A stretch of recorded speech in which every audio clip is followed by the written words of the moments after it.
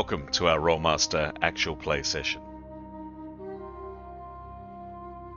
Ain't No Place for a Hero is a campaign set in the world of Duyranaki, the continent of men. A gritty, cutthroat world where politics, sorcery, religion, and commerce are all intertwined and reign supreme. Treachery and murder both come cheap, and characters need to be both smart and ruthless to survive. We hope you enjoy our story, and, as always, may the dice roll in your favor.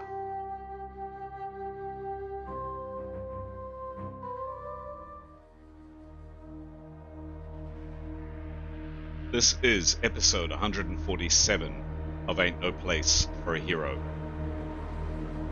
The party have decided to turn their attention back to the secrets of Tarik Nev and now find themselves exploring the terrible Dead City.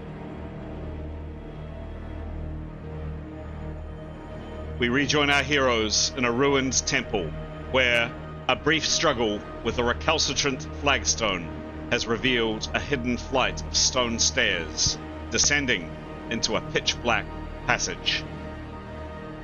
Nearby, Grey and Leif lie unconscious on the stone, filth-covered floor. Hello, my name is Chris, alternatively known on this channel as GM Chance, and it is our great pleasure to welcome you to our story today. The story that we're telling is a tabletop role-playing game, and you can see the title on screen. It's called Ain't No Place for a Hero. The system that we use to play this game is a role-playing system that dates all the way back to the early 1980s. It's a game called Rolemaster. It's largely out of print, although you can get copies, digital copies, online. It's considered a crunchy system as a bit of a descriptor, and it's been my game of choice ever since the 1980s. As mentioned, the title is Ain't No Place for a Hero, and of course, if you're playing a story, you need protagonists, you need heroes, and indeed, up on screen are our 8. There are a lot of them, our 8 heroes that are in play in our session today. In a second or two, we're going to go around each one of the 5 players. So we have 5 players, our normal 5 players joining us today, and if you do the maths, some of those 5 players double up on characters. We'll go around each character for the player to provide a bit of an introduction and a bit more information about the character or characters they play. Before we do so, my habitual, I feel like a proverbial broken record each time I say this, but it's sincerely meant. Thank you for all the people that follow us online, that provide likes, enthusiasm, comments, suggestions, questions about the rules, questions about the characters, etc., etc., etc. We put these videos out pretty far and wide across the internet, obviously on YouTube, because you're probably watching it on YouTube now, although you may be listening on one of the many podcast channels that it goes out on. But it also, but as well as those platforms, as well as podcast and YouTube, there are posts about each session on several key role-playing sites online, as well as Facebook and various other platforms. And across all of those, we often get some very kind and regular commenters. So thank you to one and all. Again, habitually, what I say is, if you haven't already, we'd love a like down below, or even better, subscribe. And would encourage you, if you're enjoying it, if this is something this is a story that you follow and that you enjoy, and you perhaps game with other people that might be interested in following us and following the tales that we tell, really encourage you to spread the good word. Every click, every subscriber really helps. Thanks very much. All right, as mentioned, we spent a bit of time understanding the faces up on screen, the characters up on the screen, we think it makes for a bit of a richer game. It provides a bit more understanding of why a particular character might say or do a particular action because of their likes, their foibles, their whatever. And as part of that, earlier in the week before we play, I send out a list of what I term character development questions, just simply questions that are used to understand the character a bit. And we're going to go to our first player to answer those questions, or perhaps provide some other information, and we're turning to Graham today. Graham, the mic is yours. Take it away. Very enthusiastic this morning. I play two characters. It's the coffee. Is Neathanol, and she's going to answer the question, how the most extraordinary healing your character has witnessed or experienced. Well, as she has gained in experience, she has gained several sort of abilities in spell magic abilities, and one of those has been self-healing, and through study she has figured it all out and is able, if given a bit of time, to sit still in a meditative state and heal herself. And the surge of healing into her body is a remarkable feeling when you've been hacked to bits by various nasties, to actually feel your life force kind of flooding back in, albeit at a fairly steady state. You need time to sit there, but yeah, it was a revelation when she felt it, being able to do that to yourself, to actually get yourself in a state where you have the ability to heal all your wounds and bring yourself back up to 100% fitness is incredible. So that was something she got a big kick out of. Cool. Turning to Etienne, most dire situation your character has had to escape from. I probably answered this too many times, but we were catapulted into a place between worlds not so very long ago, and that was pretty dire, because we didn't know how to get back, and we were stuck, and everything was trying, as usual, everything was trying to kill us, and we didn't know where we were going, and it was all a bit much, really, and it was pretty scary, and there was a lot of undead, as usual, wandering around trying to kill, a bit like now, actually. There's Misty. Well, but so yeah, I mean, there's definitely some parallels to where they are now. So yeah, lots of fun. But that was pretty bad, and he lost a hand in an attempt of trying to escape. So he's only got one hand, so that wasn't good. So that was pretty, as times of best time ever, that was pretty low down the list, I think. Excellent. Turning to Aiden.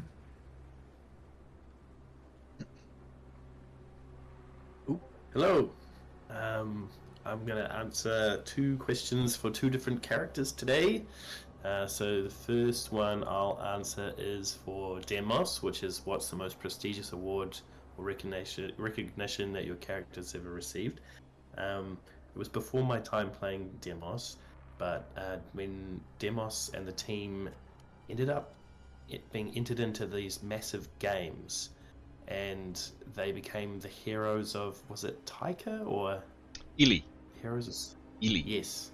And they had statues made in their honor, and they were beloved until they managed to kill a sacred woman, a sacred priestess, or they didn't really. She dove off a cliff, but off a tower, but they were blamed for it, and now they're hunted by the same people that honored them. So it was both the most prestigious recognition and also the worst recognition they received, in quite close proximity to each other. And then the next question I'll answer is for Gray, which is what is the most extraordinary healing your character's ever witnessed? And I'd say that's definitely going to be the healing of Keros, who was dead and brought back to life. That was pretty incredible. And he was very happy to be a part of that, and just so happy that she came back. Yeah. Excellent. I guess the next person to hear from then would be Alex. Thanks, Aiden. That's very cute. Keros is also very happy to be alive. So many great questions again. I want to answer all of them, but I'm going to go with what's the most prestigious award or recognition your character has received, and that's definitely joining the Cloud Club. This was an elite magic club in her school, and it's tough to get in. There's exams, there's levels. There's also a bit of a social hierarchy, which, as we know, Keros was not really a part of, just a bit of an oddball, this one.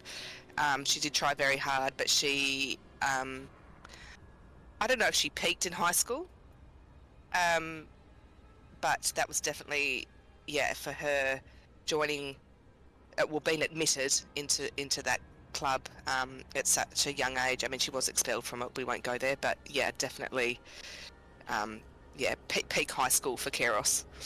Excellent. Cool. And can we please hear from Giles?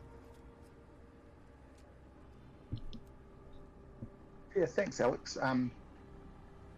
So I played Tarquin, young, very young, slightly impetuous half-elf. And the question I'm going to ask for him is, how does Tarquin deal with betrayal from close friends or allies, or anyone really? And the answer would be short, swiftly, and at the edge of a knife, usually into the belly, possibly with some follow-up, thumbs through eyes, or some other way of, making it absolutely clear this is unacceptable, both to him and his gods. So betrayal's a non-starter for 10. And although in some ways that's quite good, it keeps life kind of simple, it keeps things pretty black and white.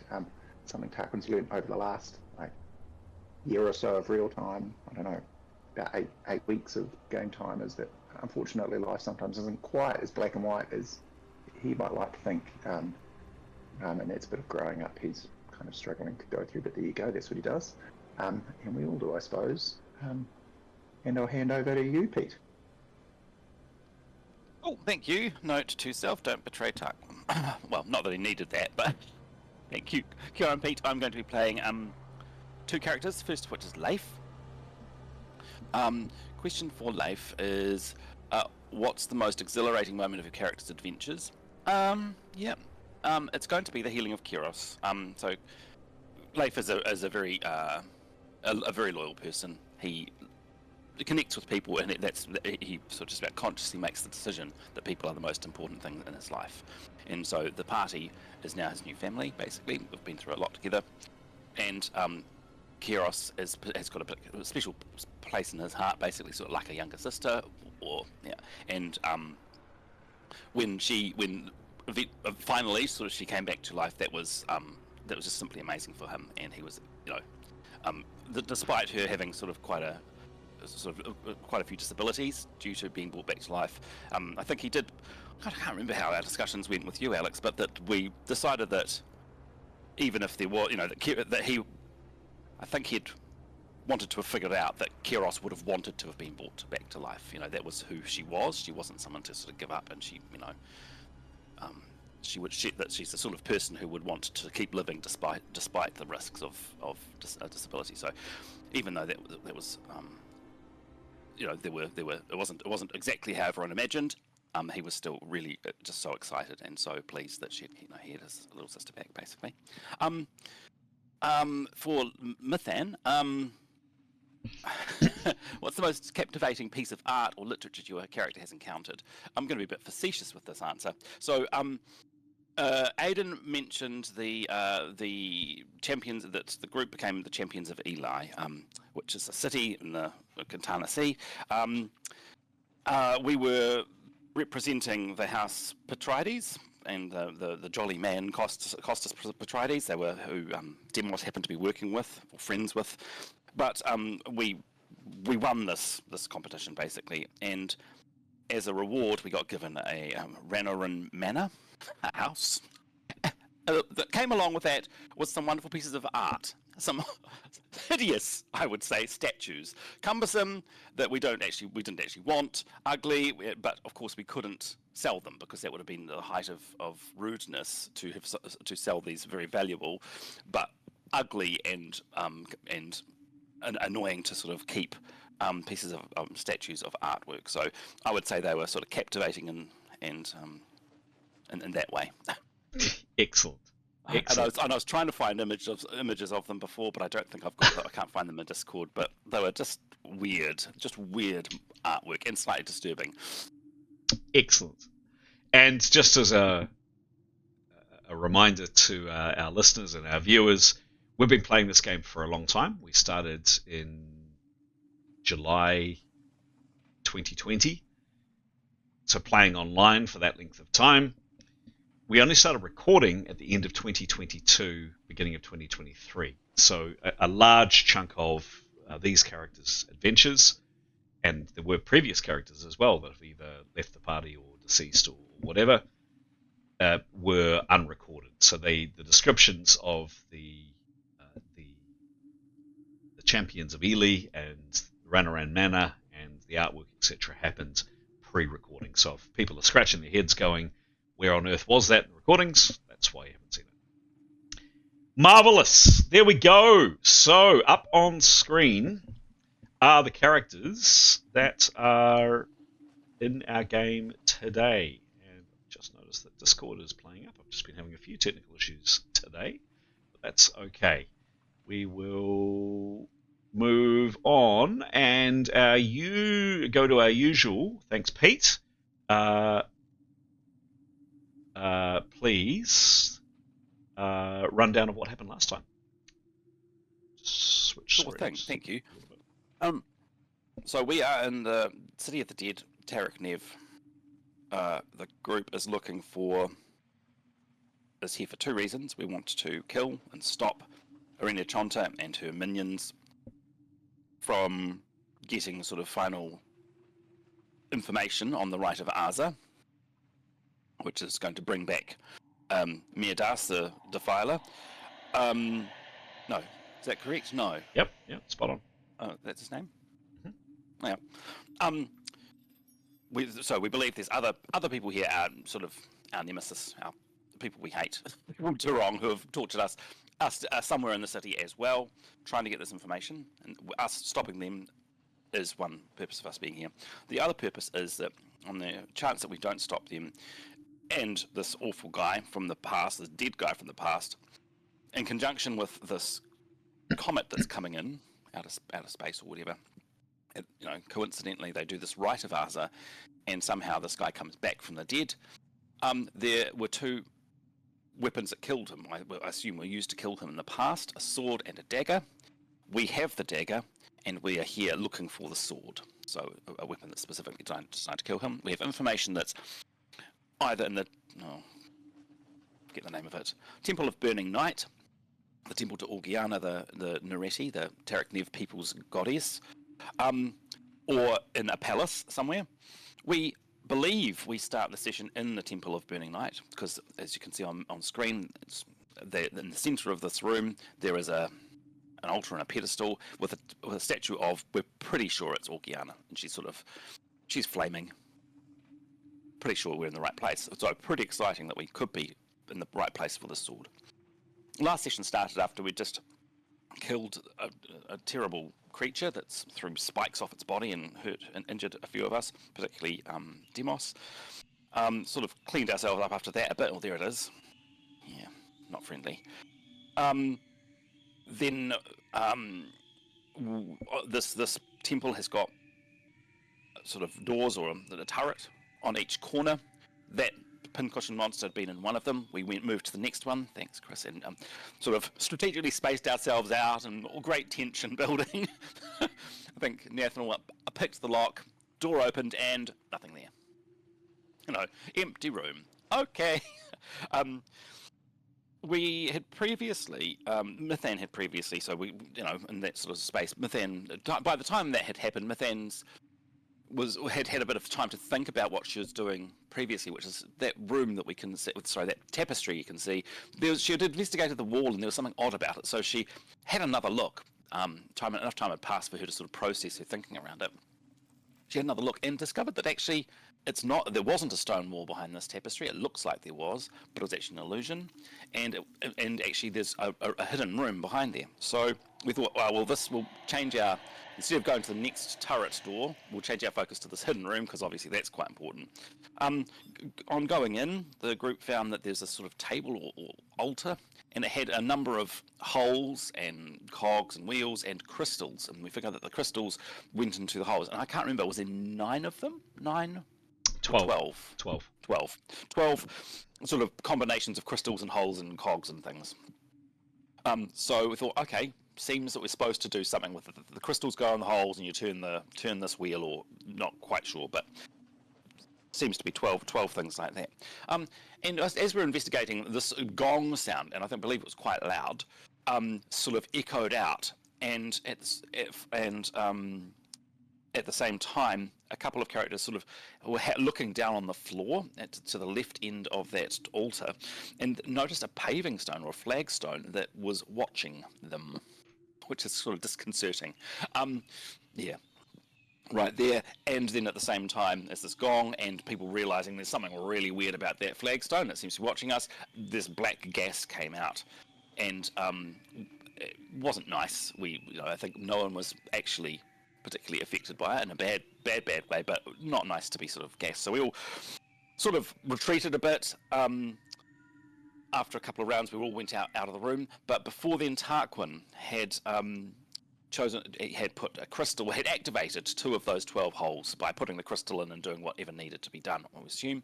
And we sort of all retreated because this thing kept on doing its gong sound, and yeah, it was a bit uncomfortable. We were under attack in that room, really. When we were all back outside, it was Kiros that noticed that appeared on that plinth over there was this sort of apparition of a giant, translucent, sort of ant-like thing. So, human size. Slightly disturbing.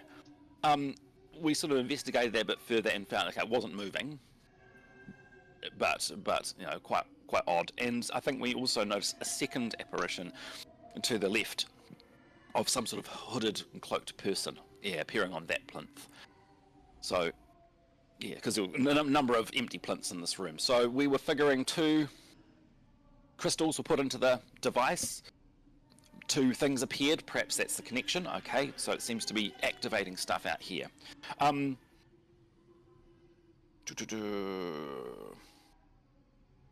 We then decided we had to remove the flagstone as a threat, so I think Kiros ice bolted it. A few people sort of ran in and started wailing on it with weapons and things. A few more spells were cast at it. And in the midst of sort of stabbing and firing stuff at this odd-looking flagstone, which appeared somewhat fleshy, so perhaps not a stone. We started to hear footsteps, I think, from outside, and then then the walls of this temple were being shaken as something was smashing against them, basically wanting to get in. Right there. So to at the top of the screen there. So yeah, okay, we've got something huge outside, and this is the city of the Den. We've seen a number of very odd-looking creatures, and so we really don't want to encounter that. So the big sort of thing smashing its way in. We did manage to kill this flagstone, but not after it had somehow made Leif and Grey, who were also in the room, sort of stabbing at it, unconscious. But eventually we managed to, dispatch it, or whatever that looks for a flagstone, and once it had died, it opened up this hole in the ground with stairs going down, and I think that's exactly where we were. I think all of us in the room. I think all of us in the room. Yep. Perfect. Excellent. As always, Pete's meticulous notes and really good memory. I don't have anything else to add. That's where we begin, other than maybe just mentioning for players' benefits. I always run through the status of characters off screen, but I'll do it now just quickly on screen. Demos is at -100 due to the injuries he suffered from fighting this critter. A spell has been cast on him, and in 6 hours the major injury will decrease, the -75, and then another 4 hours after that, the lesser negative 25 injury will decrease. Tarquin is still feeling very nauseous and unwell. I think that's where we're good to go. But any questions, any comments, anything that's not clear from any of the players, anything you need qualifications on or questions from last time? Nope. Going once. Going twice. Let's start the game.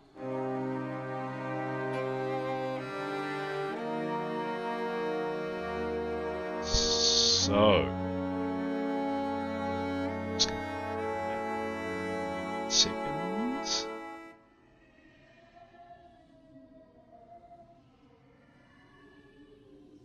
That is where we indeed begin. What are people doing, please?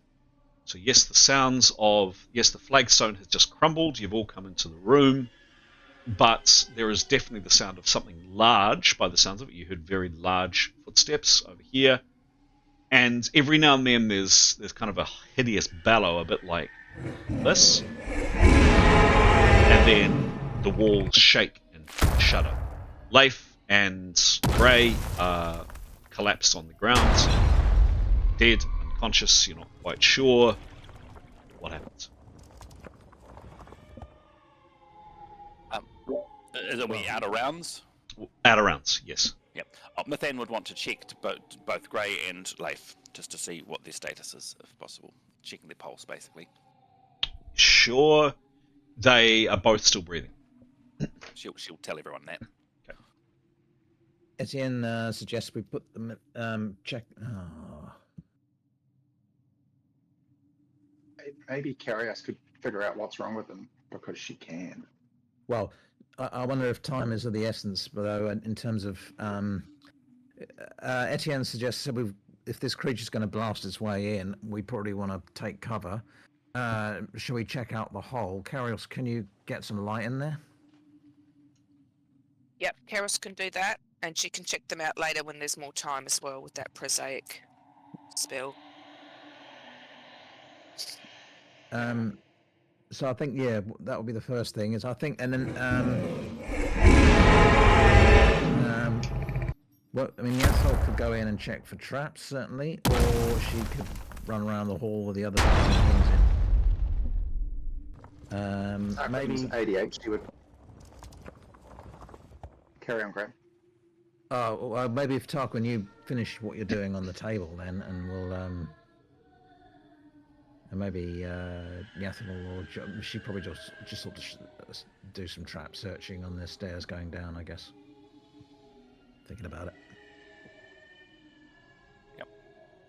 Tarquin would check with the others, but he's plopped 2 of those things in, and we've seen 2 immobile statues appear. I think he'd be keen to do the other 10 and go have a little look-see.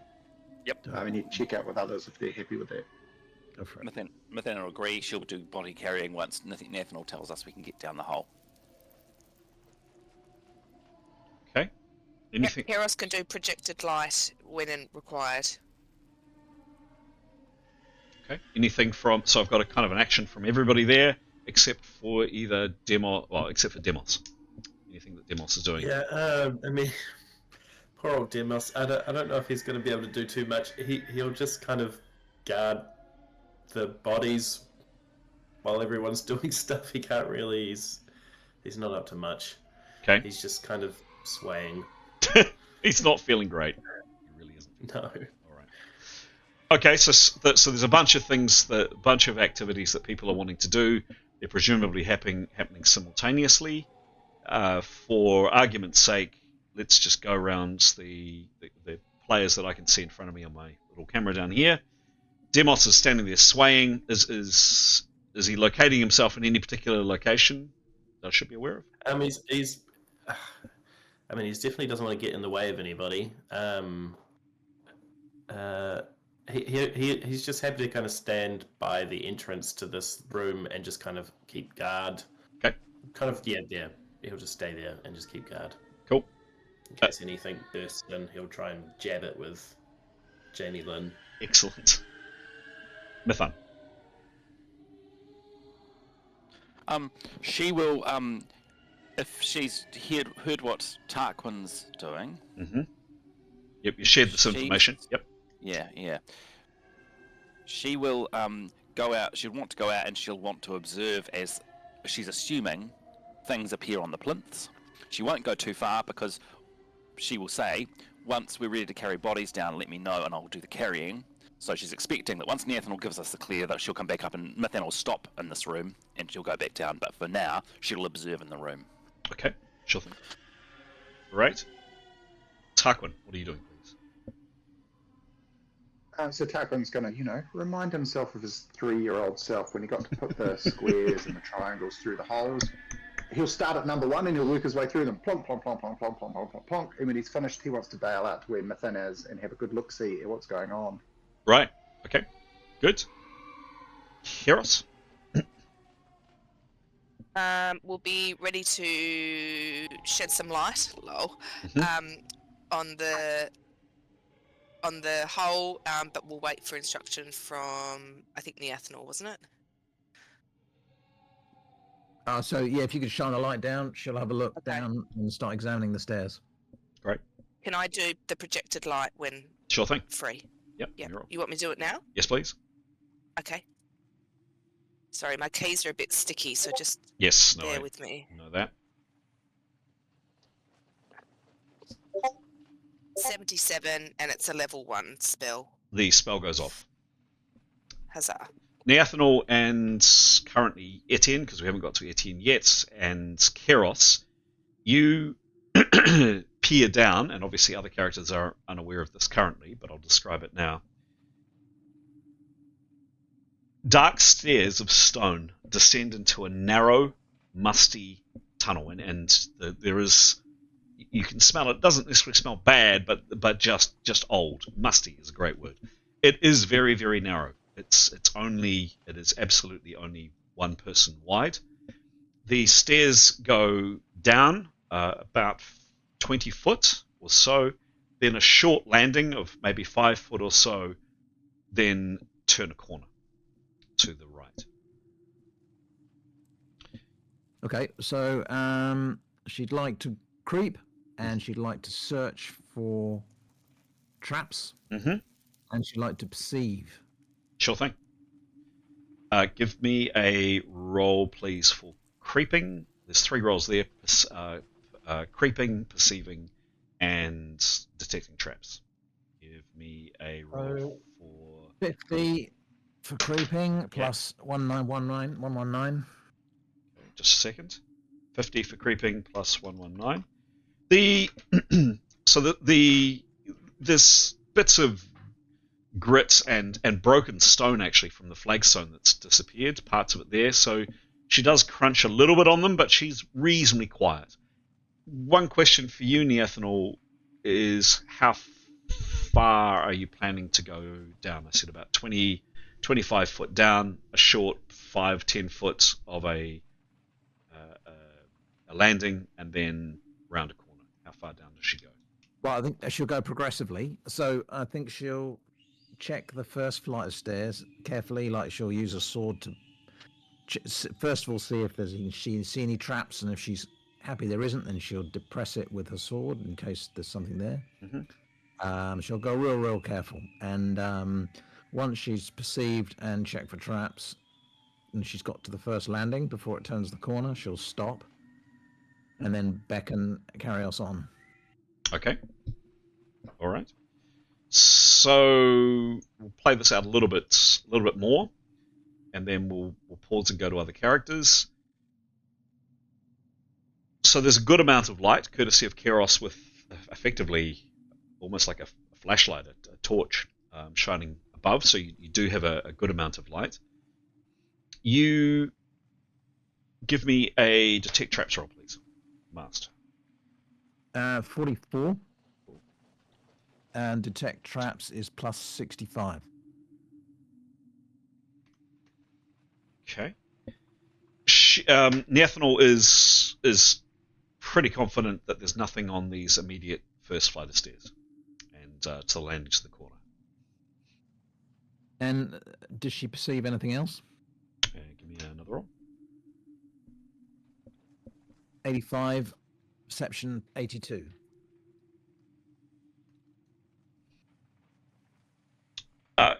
Very, very still down here. Okay. Just there's no breath of air. It's just very, very quiet. The only other thing she detects is yes, this musty smell. All right, she'll beckon Karios to come down so she's got some light. Cool. We'll leave it there for the moment. Anything that Etienne is doing, please. Well, Etienne was going to sort of wait until they've kind of gone down a bit, and then he'll follow. Okay. So Etienne heads down a little way behind. Both, Yeah, I mean, he doesn't want to Yeah, overclank both. it, you know. both Neathanol and he's noisy. He's walking in plate mail armor, so there's not a lot. That's what I mean. That's why he'll wait till they've gone on a bit. It's a very short distance, as I say, so there's going to be noise as he goes down. Okay, So Tarquin. he'll wait a bit then. Tarquin. So take Keros. Whoops. Keros out. Neathanol out. And Etienne's waiting a bit. Tarquin, you start fiddling rounds with these, and you basically rinse and repeat of what you're doing. And yes, indeed, Nathan, you start to see on a number of these plinths. The first one here is, let's go around. The first one here is what appears is some kind of, and again, they're all similar heights. You can see the other statues here. The statue here. The statue, whoops, the statue here. Another one here, you'll recall. And then there was one at the back, over here. Just to refresh your memories, what these ones look like. That one. That one.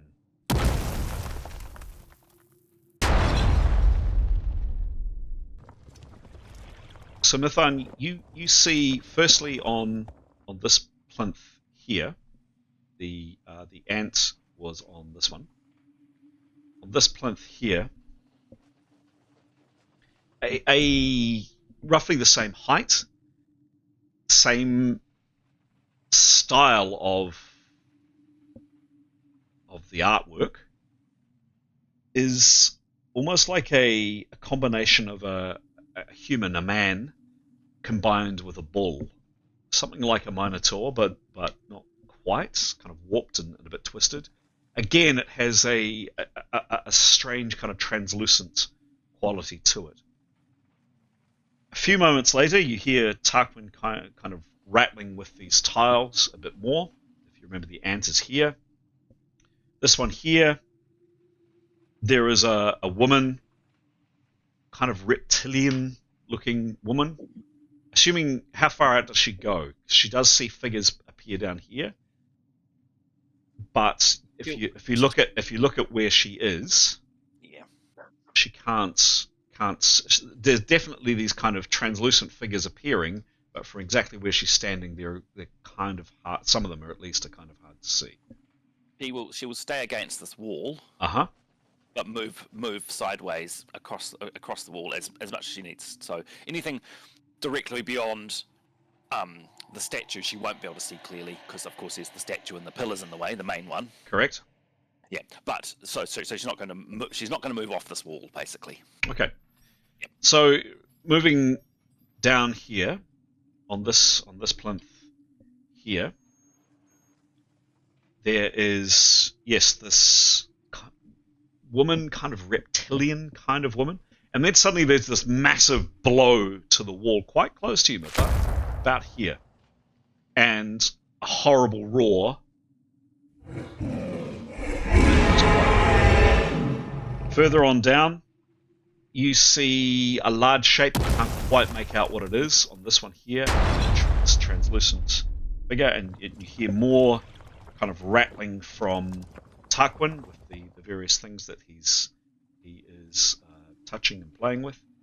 Another figure appears down here and here, there was already a figure here, and that's it. So yes, all of the plinths now, all of the plinths bar one, that one there, have some kind of translucent figure on them. Which ones? Sorry, I missed that. All of the plinths except this one here have some kind of figure, either a solid figure made out of stone, such as these ones that you saw when you originally came in, or these strange kind of translucent figures. Back to the team going down the stairs. Neathanel, you're at the bottom of the stairs. Keros is a couple of stairs up from you. It's another, I think I said 15 or so foot to a right-hand corner. Give the detect traps that you did will be sufficient for this, so you think you'll clear up until the corner. Okay. Well, she'll approach the corner carefully, continuing to do her thing. Mm-hmm. She'll stop for a listen. Yep. Then she'll indicate for Karios just to shine the light so it bends around the corner, and she'll give it a quick look. Sure thing. And then back again. Yep. Duck in, duck out. Duck in, duck out. Can you give me a perception roll, please, as she ducks in and around the corner?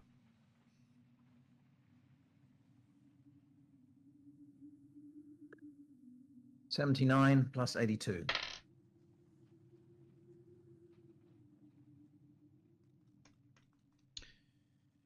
Cool. So she, there's a reasonable amount of light from Keros.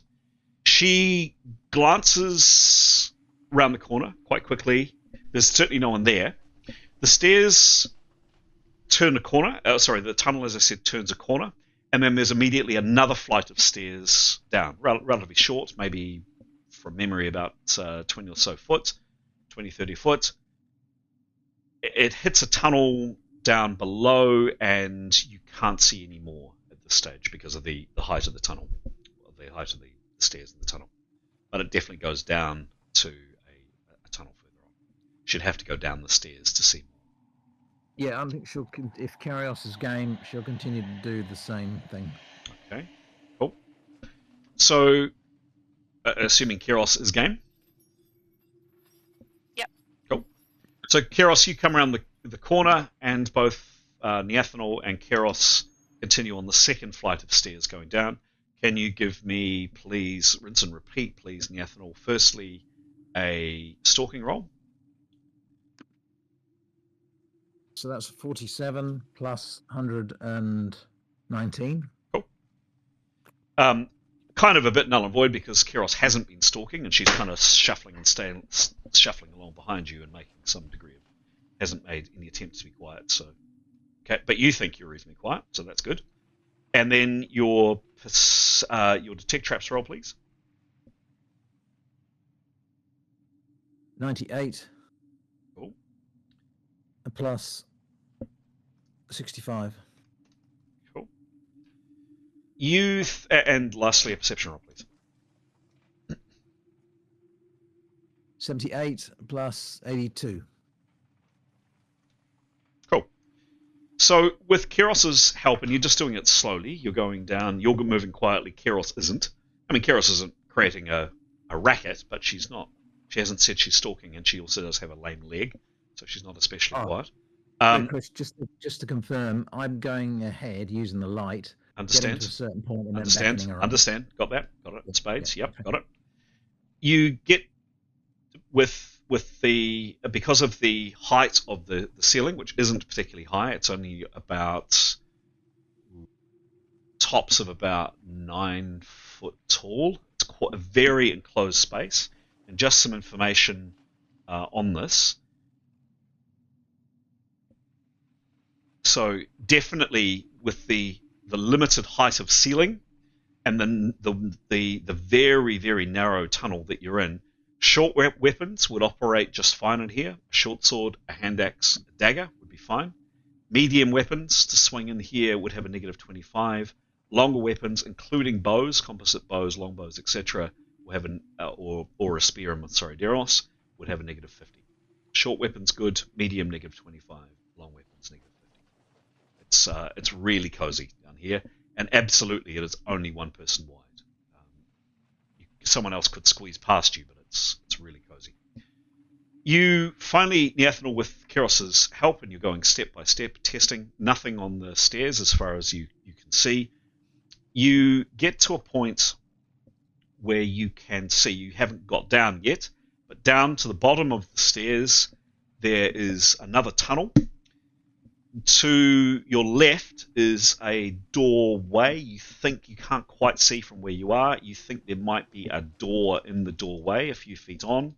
The tunnel continues straight for about 40 foot before turning a corner to the right. And that's where we're going to leave it there. GM is going to go out and get a drink, come back in a second, and we'll continue on.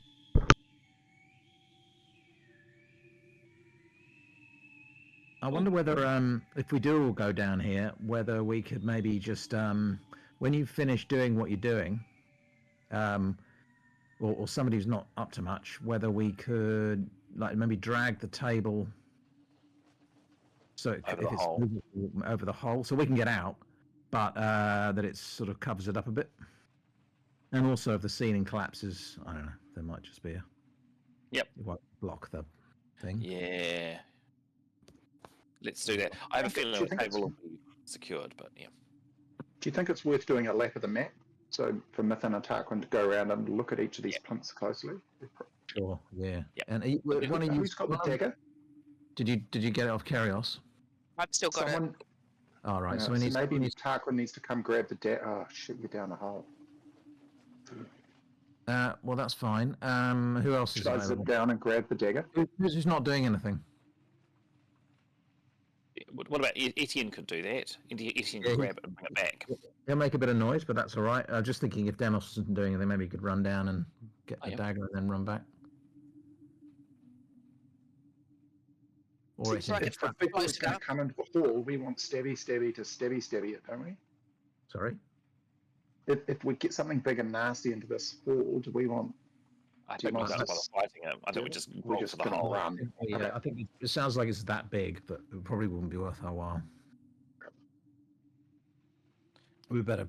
And look, this is a good passageway here. It's a good chance we'll find stuff down here, right? Yeah. So I think I think if you get... all right, I bet actually I'll get the dagger, then he'll make a bit of noise doing it, that's all. But If just as someone who's quiet. Tarquin's finished putting his things in. He can just zip down and grab it, like it with Curdle and having... We've talked about this before. Okay. And he's pretty stealthy, so he could just zoom down, grab it, and zoom back up. And I think once Neathanel's maybe once she's at the door, maybe Etienne should go down anyway, just in case. Well, can Etienne drag people in? He can do that. Yep. He should, if he drags Leif and Grey in. That's I just wonder whether he just checks out. Hopefully, there's a room, right, that we can secure. Otherwise, because this passage is so narrow. Yeah. Might be just worth getting a place, unless there's adversaries, then well. Yeah, true.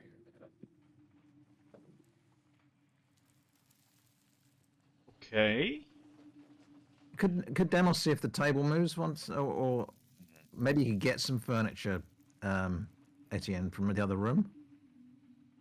If there's anything we can drag over the hole that we can move, or alongside the hole that would maybe partially obscure the hole, but if something fell over, it might. There was a desk, wasn't there? That was where the notebook was. Something like that. In the first corner. Well, on the screen at the moment, there's something there against the wall. I don't know what that is. Oh, there's a plinth. Is it a plinth? Oh, okay. No, don't worry about that. Yeah, in the top left or topish left. Yeah.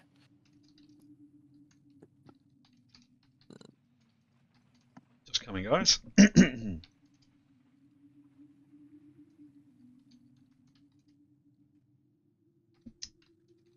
Okay. I'm going to go around the same group of characters. We'll start off with Mythan in a second.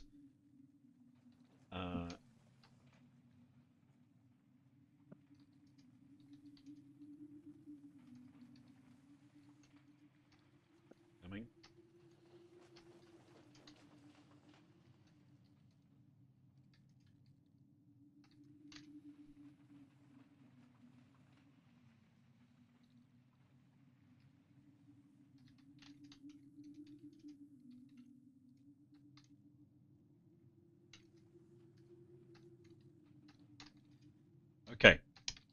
So, first off, we will go to Mithan. So back to Mithan. Thank you. She's gonna she'll wait a moment. Well, she'll sort of stick her head in to see where Tarquin's up to with the crystals. Mm-hmm. So I suppose if they could they do their stuff together, perhaps? Yeah. Tarquin and Mithan, sure. Yep. So because she'll report that there's things have appeared on all plinths bar one. Mm-hmm. So that, and let's equate that to how many crystals he's done. So we've got 6, including the 2 he originally did. There's been 6 things that have appeared, but there's 1 plinth still empty, I believe. Correct. So by this stage, has he done? He's done them all. He's done them all. All 12. Okay, cool. Okay, well then she'll say, let's go and investigate the room, especially the pillar with nothing on it, the plinth, nothing on it, and let's grab. Yeah, that's what she'll suggest. Okay, cool. Does Tarquin? Tarquin's up for that. Yep, good plan. Also, Tarquin might suggest to Mithan that maybe we want to get the dagger off Carius to take with us, and he might suggest that we hold fire for 2 secs so he can zip down the hole to find Carius and see if she's prepared to give him the dagger to take with us. Like maybe it lights up, maybe it's, we're looking for the sword, maybe it will resonate or something. So sounds good. Over to Carius. Can I just check that whilst doing that, there was a piece of furniture in the other room, the first room we went into, the beast's room, correct? Because that's what the notebook was sitting on. Yeah, there was an old mouldering desk, not depicted, but yeah. So Mithana, just from memory, did she think she could drag that desk? Drag it. Give me a roll, please.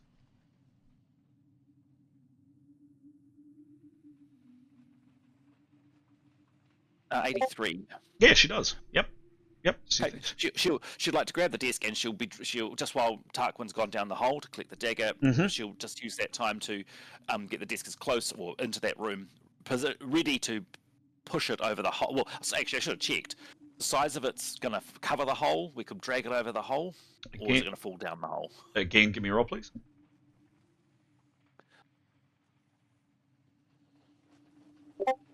85. 85. Yeah, it'll cover the hole.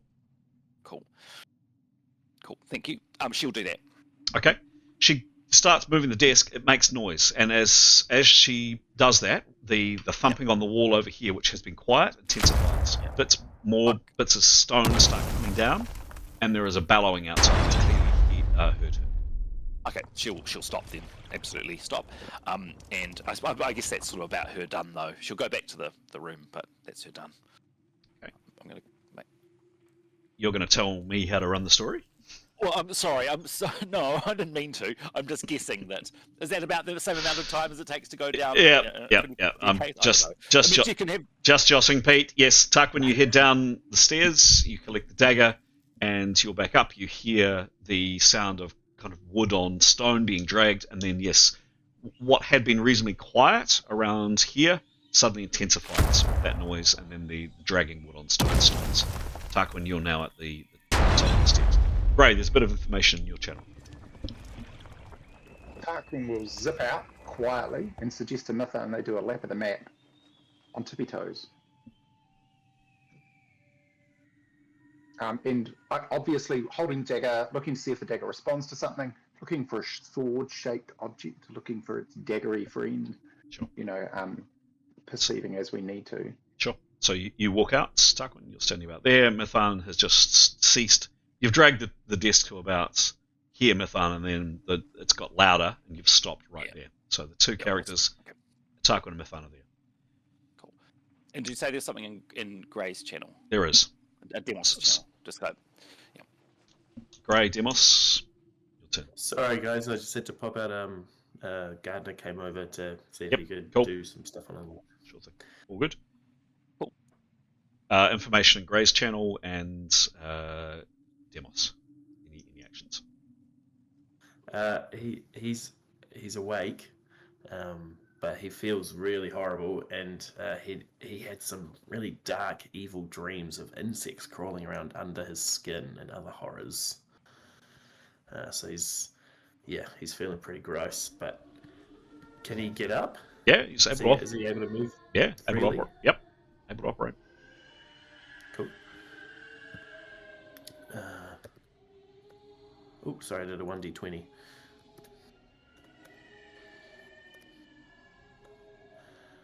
Uh, 55. What's he rolling for? Just, I don't know, Just because you like rolling. getting up. Cool. Yep, he's feeling okay. I'm sitting in the seats and his feet. Sorry. He's feeling pretty horrible, Gray, as described, but he's able to operate. He feels unclean. He feels dirty. He wants a shower. He just feels he's just experienced dark, evil dreams. Yeah, he would just tell the others that. Okay. And then kind of look around to see what his surroundings are, I guess. Okay. You see the hole in the ground. You see the kind of the wavering light from down below around the corner from Keros's hand. Etienne, I believe, is still standing there. I don't believe he's acted yet. Demos is looking pretty woozy, probably leaning on his spear. Anything from either Demos or Etienne at this point? Has Tarquin come back up with the dagger yet? Yes. And so Etienne will then go down. Okay. Clank, clank, clank, clank, clank, clank, clank. Okay. Etienne, you're now down the hole. So currently it's Neathanol, Keros, Etienne. Yeah, I mean he'll try a stalk and hide for the hell of it. Sure. Yeah. Not the hide bit, obviously. Difficult to hide in a corridor. 29. 29. What's his stalk, please? Plus 33. He's not. No, he stands on bits of stone. There's, he's trying to keep the metal quiet, but no, his greaves clack on each other. He makes some noise. Not horrendous, but he doesn't fail, but he's not quiet. Cool. Back to firstly Neathanol and then secondly Keros down the tunnel. I think Alex is restarting. I think. Yeah. Okay. While Keros is restarting, Neathanol's going to listen at the door. Oh, she's going down to the door. Okay. Okay. Was she not? Is she not out the door then? No. As described, she's got down to. She hasn't put feet yet on the flagstones of the corridor. Right. Okay. In which case, exactly what she's been doing before. Okay. Right. Check it all out. Yep. And check for traps. Perceive noises, smells, sounds. Once she's happy that she doesn't think there's a trap in front of her, she'll test it with a sword first. Yep. And then, same as before. Cool. All right. We're going to leave that there actually, and we're going to come back to the team up in the temple first. Mython, you've paused, dragging the desk out. You've kept it there. Tarquin, you've come out. You're both standing here. There is now significant noise of something big whacking this wall. Bits of rubble are coming down. Parts of the wall are coming away. Mython, I'd want to go and join Tarquin and suggest we do that wall first. So we're going to go around all the plinths. I think looking at them, doing perception rolls all around the, in each region around the room that we make it to, I believe. Mm-hmm. And but not dawdling. Okay, so how rapidly? As long as it takes to do a full perception roll at each place, I guess. Well, how long would that be slow or? Well, a perception roll is, call it a round, so that's 10 seconds. Yep. The length of this is 120 foot, so that's effectively 2 and a bit rounds. So that's 20 seconds walking. Is that right? Yes. And then, so 20 seconds walking all the way around, plus 10 seconds, 30 seconds, 40 seconds, 50 seconds, 60 seconds, 70 seconds, 80 seconds, 90 seconds, 100 seconds, 110, 120, 130, 140 seconds. Assuming you're checking the existing statues. Is that right? Yeah, I reckon we do, but I reckon at each pair we check one each.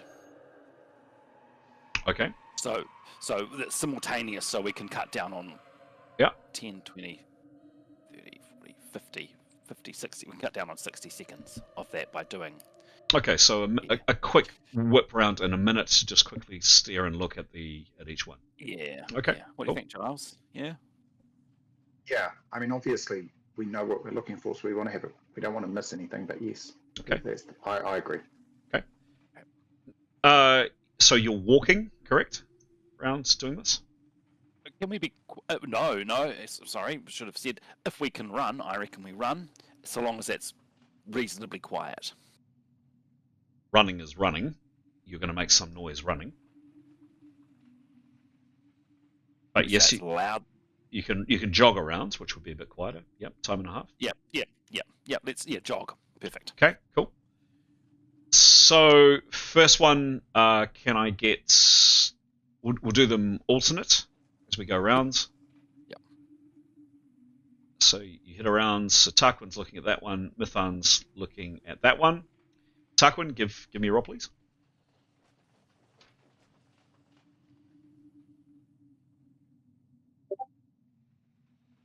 9. Sorry, what 9? Oh, hang on. No, I'm wrong. Sorry. 13. 13, cool. Plus 100, plus 105. 13. Minus 25. Yeah. Okay. Plus 105, plus 25. Okay. Tarquin, this plinth is empty. You can't see anything on this plinth. Dagger touchy, any different? Say again, sorry? He places the dagger on it. Well, he doesn't let go of the dagger, he touches it with the dagger. Okay, this is going to take long. He's going to do one. It's going to take longer. Really? Okay, he'll do it on each plinth as he goes. Yep. Okay, well, probably one actually. A perception roll and touching the dagger. Okay, so you do that, nothing happens. This one here, Mithan, this is the half part man, part bull statue. Very odd, very grotesque. Give me a roll, please. Yep, give me a roll. 45. Cool. 45 plus 88. Cool. So yeah, you see, you don't detect or see anything different other than described. Approximately the same height as described, slightly translucent as described. Probably the one thing that you do detect is there is something. You hear this thing deeply breathing outside, and when you move, as you're kind of jogging around, you've jogged up, you pause, you have a look, as it's definitely hearing you move, and it responds, smash, crunch, and a bellow, and actually right here, a piece of stone, around about here, you see this curved piece of wall here, a piece of stone off the top comes in. Whatever it is making progress, and it's coming in. Moving on rounds, this one here is the giant ant. You have already looked at that previously, but yes, are you going to move on from that one, I reckon. And we did neglect to actually check the main statue for anything. So I mean, the whole idea is we've put the 12 things in. We're looking for anything that's changed. But, sure. That's actually, so I reckon Mithan will say, why doesn't Tarquin go up and check the dais? As we're there, there's a flight of steps right there. And Tarquin will agree. Okay. So Mithan will keep going around the new apparitions. Yep. Well, we'll keep doing the check that we've been doing. What are you doing, Tarquin? So he's mindful he doesn't want to get zapped with flames, but he'll come up. and do some perceiving. Yep, that's about right. Thanks, Chris. Yep. And do some perceiving around here. Has anything changed with Cool. these? Cool. So, Mython, you are looking at the strange woman/reptile critter. Now, this is happening simultaneously to what's happening down the tunnel, and we'll come back to the tunnel in a second. But I'm curious to hear what Mython and Tarquin do. You give me a perception roll for this part woman, part reptile, please, Mython.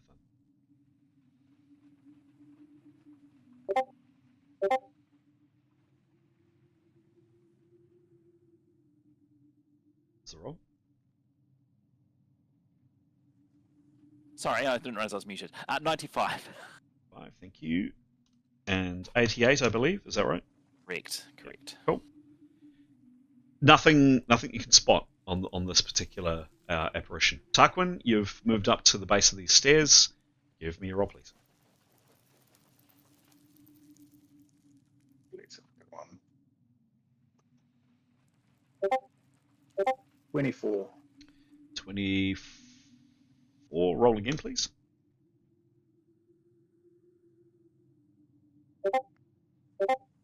9. Cool. Okay. Plus, what's your perception? 105 minus 25. Thank you. Thanks. Cool. Tarquin, you have a good look over the statue.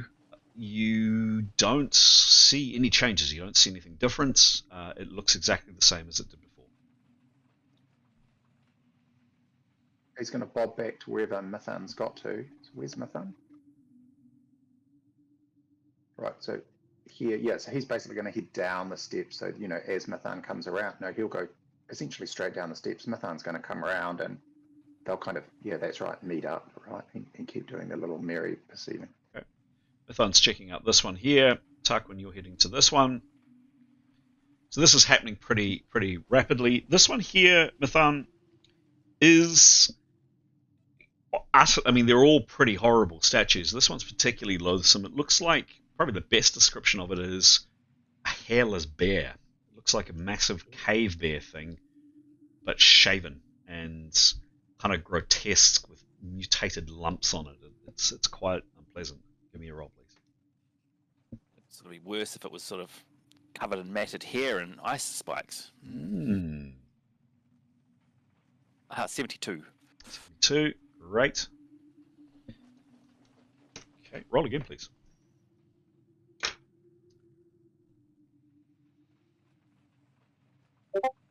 $79.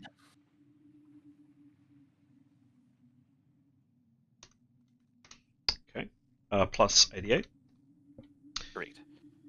Mython, you don't gain any more information here, but just call it some insight, or maybe it's just good hearing, or what, or perhaps you glance over and see just more plaster and bits of wall coming down.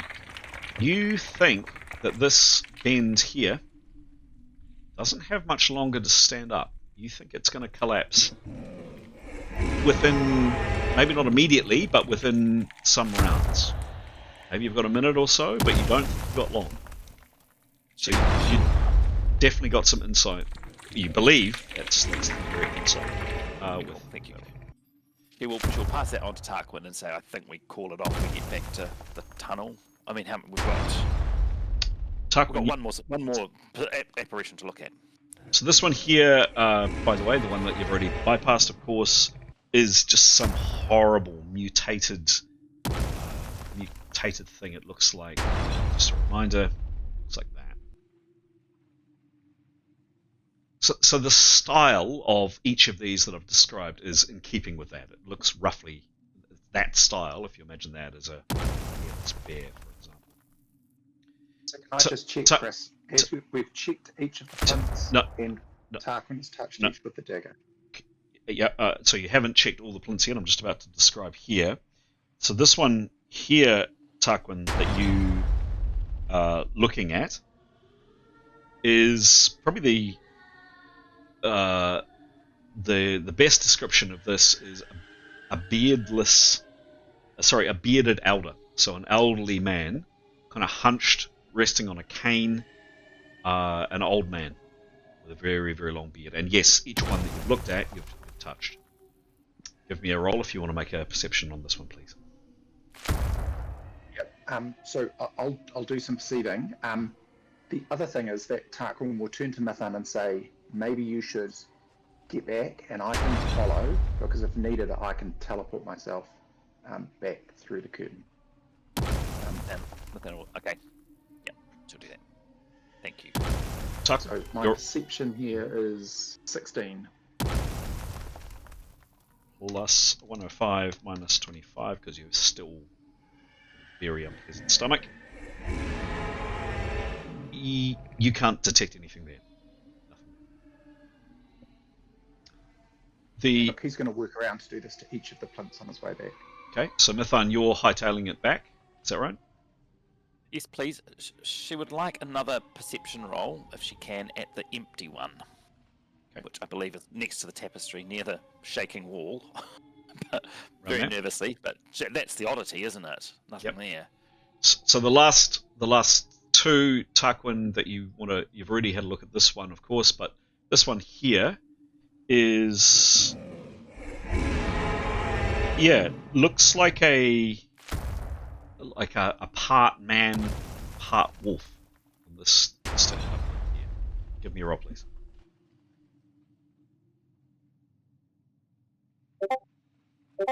One.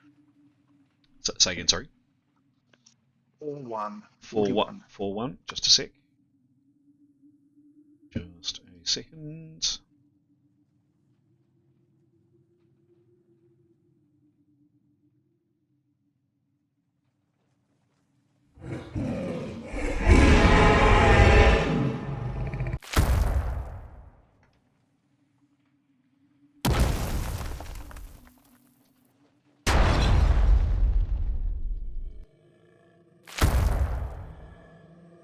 Some information on Leif's channel.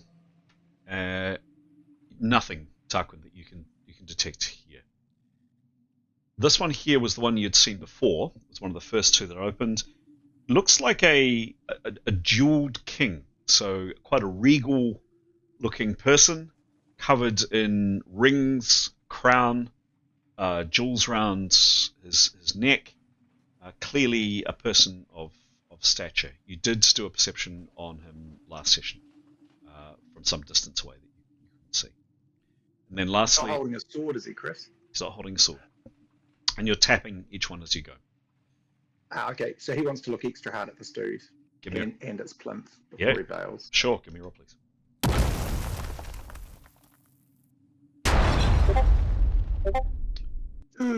Two. Remember, it's masked. A 2 could be a 98. It could be something incredible. Plus 105 minus 2. Okay.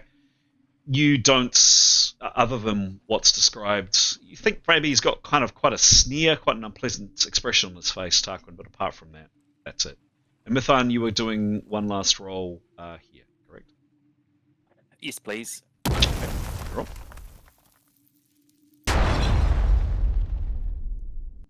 $71.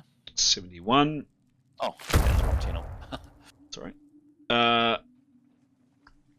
Cool. Plus 88. You can't see anything else there. Okay. Mithan and Tarquin, after you've done a circuit of the room, how long did we decide that was going to take? Was that about a minute and a half? Okay, so not long. Call it a minute and a half, going on for 2 minutes. What does Tarquin do? So Tarquin wants to reconvene with Mithan, and I think what Tarquin might suggest is that he stand just outside the covering, so he can keep an eye on when this creature comes through, and then Mithan goes and tells people we've been around, can't see anything, statue looks the same, and we all bail down the hole. And then he can bail down the hole when this thing finally decides to come and, have non-noms by eating us. Yeah, okay. But then appreciates that she's the one that gets to go to safety first. She'll be thankful. Let the young impetuous fellow do his thing. And she would go in and, she would also say, feel like we missed something, but let's not. I don't think we can I don't think we can wait any longer. And she's keen to hustle everyone else down the hole, saying that wall's about to give, basically. Cool. And also Leif, some information. Yeah. So Leif will. So he's sort of similar. He's groggy, not feeling well, but had nightmares of insects and tentacles. He'll, sort of pick himself up off his feet to his feet and ask. Depending on who's there, we'll ask what is happening. Where is everyone? Where is Keros? Where is Neathanol? Where is Etienne? But if people are saying no time, get down the hole, he'll wait for an explanation, and I think that's what it looks like. We're all getting down the hole, and then Mithan will be happy to fill him in as we're going down. Chris, just while Tarquin waits, he's going to prep. Okay, cool. Others here. So we have both Etienne. Etienne's gone down, so I currently have party order down the hole, and we will come down the hole, don't worry. Neathanol first, followed by Keros, then Etienne. Other characters remain up there as Grey, Demos very wobbly, and now Mithan's come back in. So let's go with Grey, Demos, and now Leif, who is on his feet. Grey would be keen to get down the hole now that Keros is down the hole, and he'd offer to help Demos get down there because it seems they can support each other walking down, okay, or getting down. So those two next, and then Leif and Mithan. Leif and Mithan.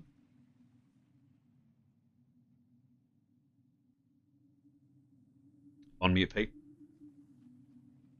Thank you. Sorry. Mithan's, this table with the crystals on it, does it look like we can move it? No, that is definitely solid in one place.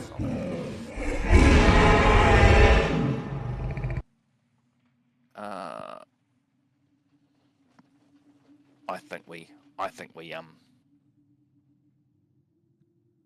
how long would it take to drag that? No, it's just going to make it worse. No. I think she's going to go down the hole. She'll tell Leif can go first. She will go next, but she will wait there. So she's going to wait for Tarquin. Okay. Tarquin, what are you doing? You're preparing. You've prepared for about a round.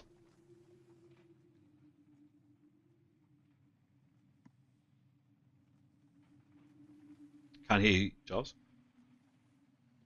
Yeah, I just noticed. Sorry. So he's preparing. He's going to keep preparing. When it's all quiet, no one's walking around. Is this creature still interested, or like before, is it all going to go quiet? Because if it all goes quiet, he might do another very slow, silent creep around, right?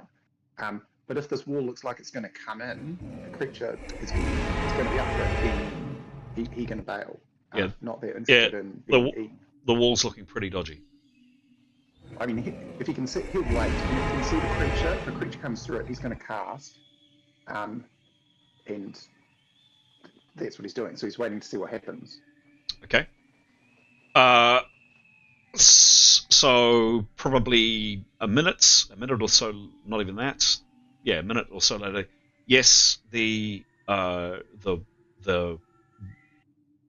chunk of this wall and part of the ceiling here collapses, and you catch a glimpse, Tarquin, of and there's quite a lot of dust and rubble that comes out. Quite a horrible shape in behind. So I'm going to send you, just see what's the view. Yep. I'm going to send you an image of what you see. You don't. Yeah, give me a perception roll to see how well you see whatever's out there.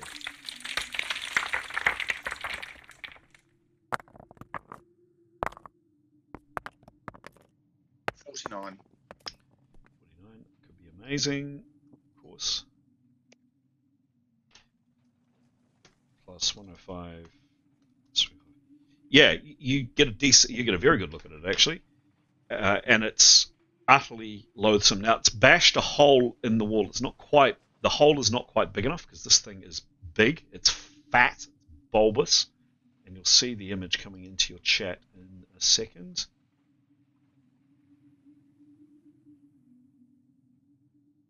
That there. That's what I look like after a night out eating. I'll share it with others in a minute. Well, he's going to cast confusion at it. okay, cool. Give me a roll. Well, clearly, he's maximally prepared. It was a minute, so. Yep. 14. Okay. What is the range of the spell? 100. Yep, you're well within range. You only get a partial view. It does see Tarquin and bellows and starts thrashing at the wall, but you cast first. So you rolled a 14. Correct.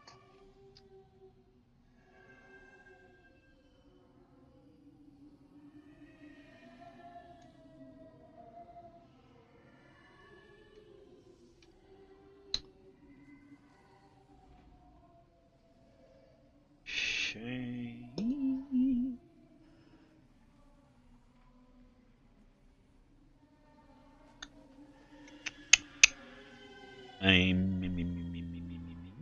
Range is a negative on your range.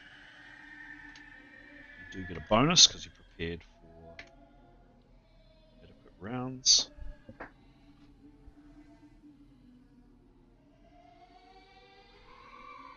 And what do you have a base spells, please, Tarquin? Yeah, it'll be 9. Thank you. Okay.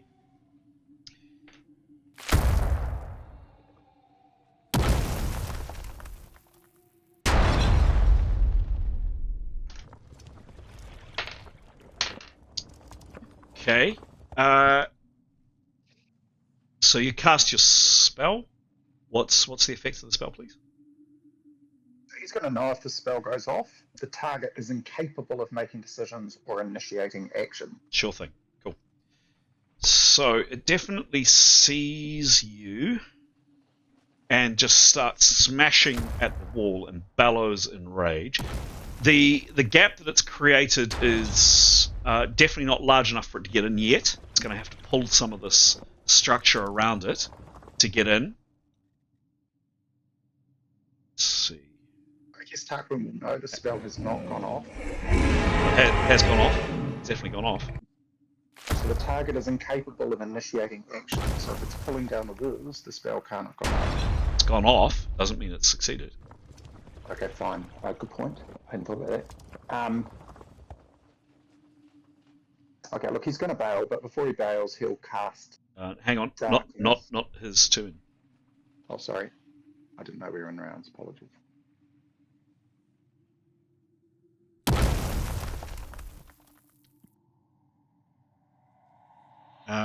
Would it have?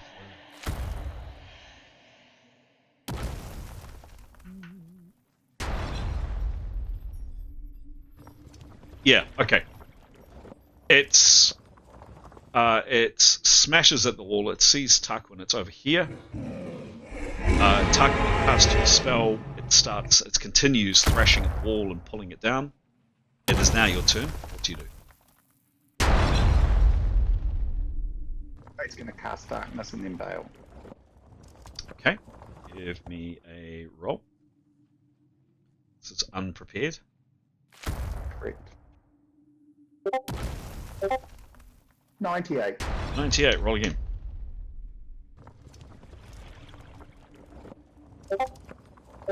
50. 50. Cool.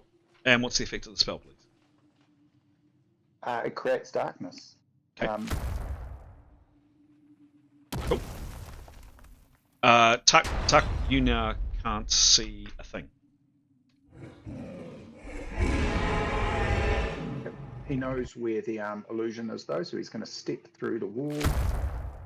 Okay, so this is going to get interesting because you're now walking in absolute light. Well, he's going to take one step through the illusory wall. Okay. And then he's going to cast night vision. Cool. Can you give me a reasoning check, please?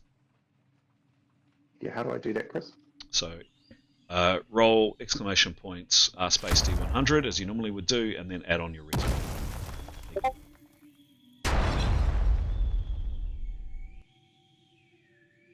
So 29 and his reasoning is 25. Okay. You think you've stepped in the right location. And the noise from outside. So how far does the darkness last, please? Or how far does it? What's the range of it? 100 feet. Okay, cool. And it lasts for 90 minutes. Cool. The sound of stone being torn down is getting louder. I cast night vision. Give me a roll.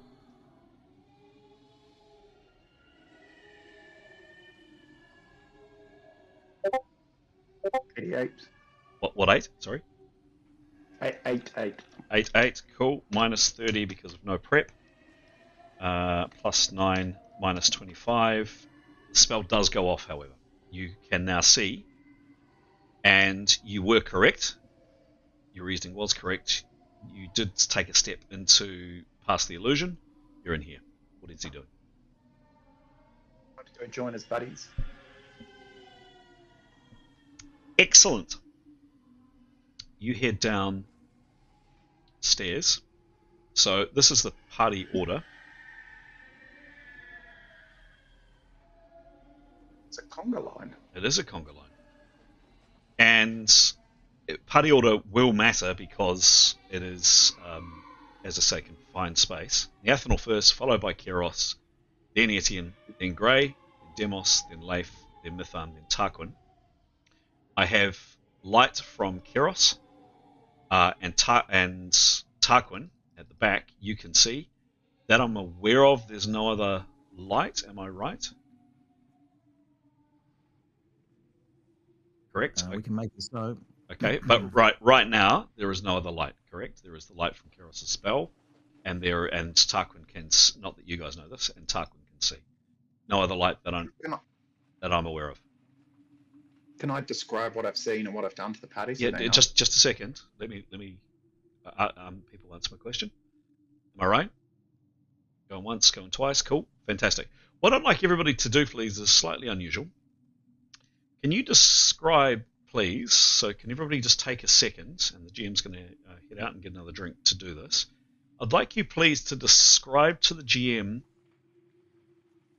in relatively briefly, where your gear is. I'd like to know where your weapons are located on your characters' bodies. I'd like to know where your money is.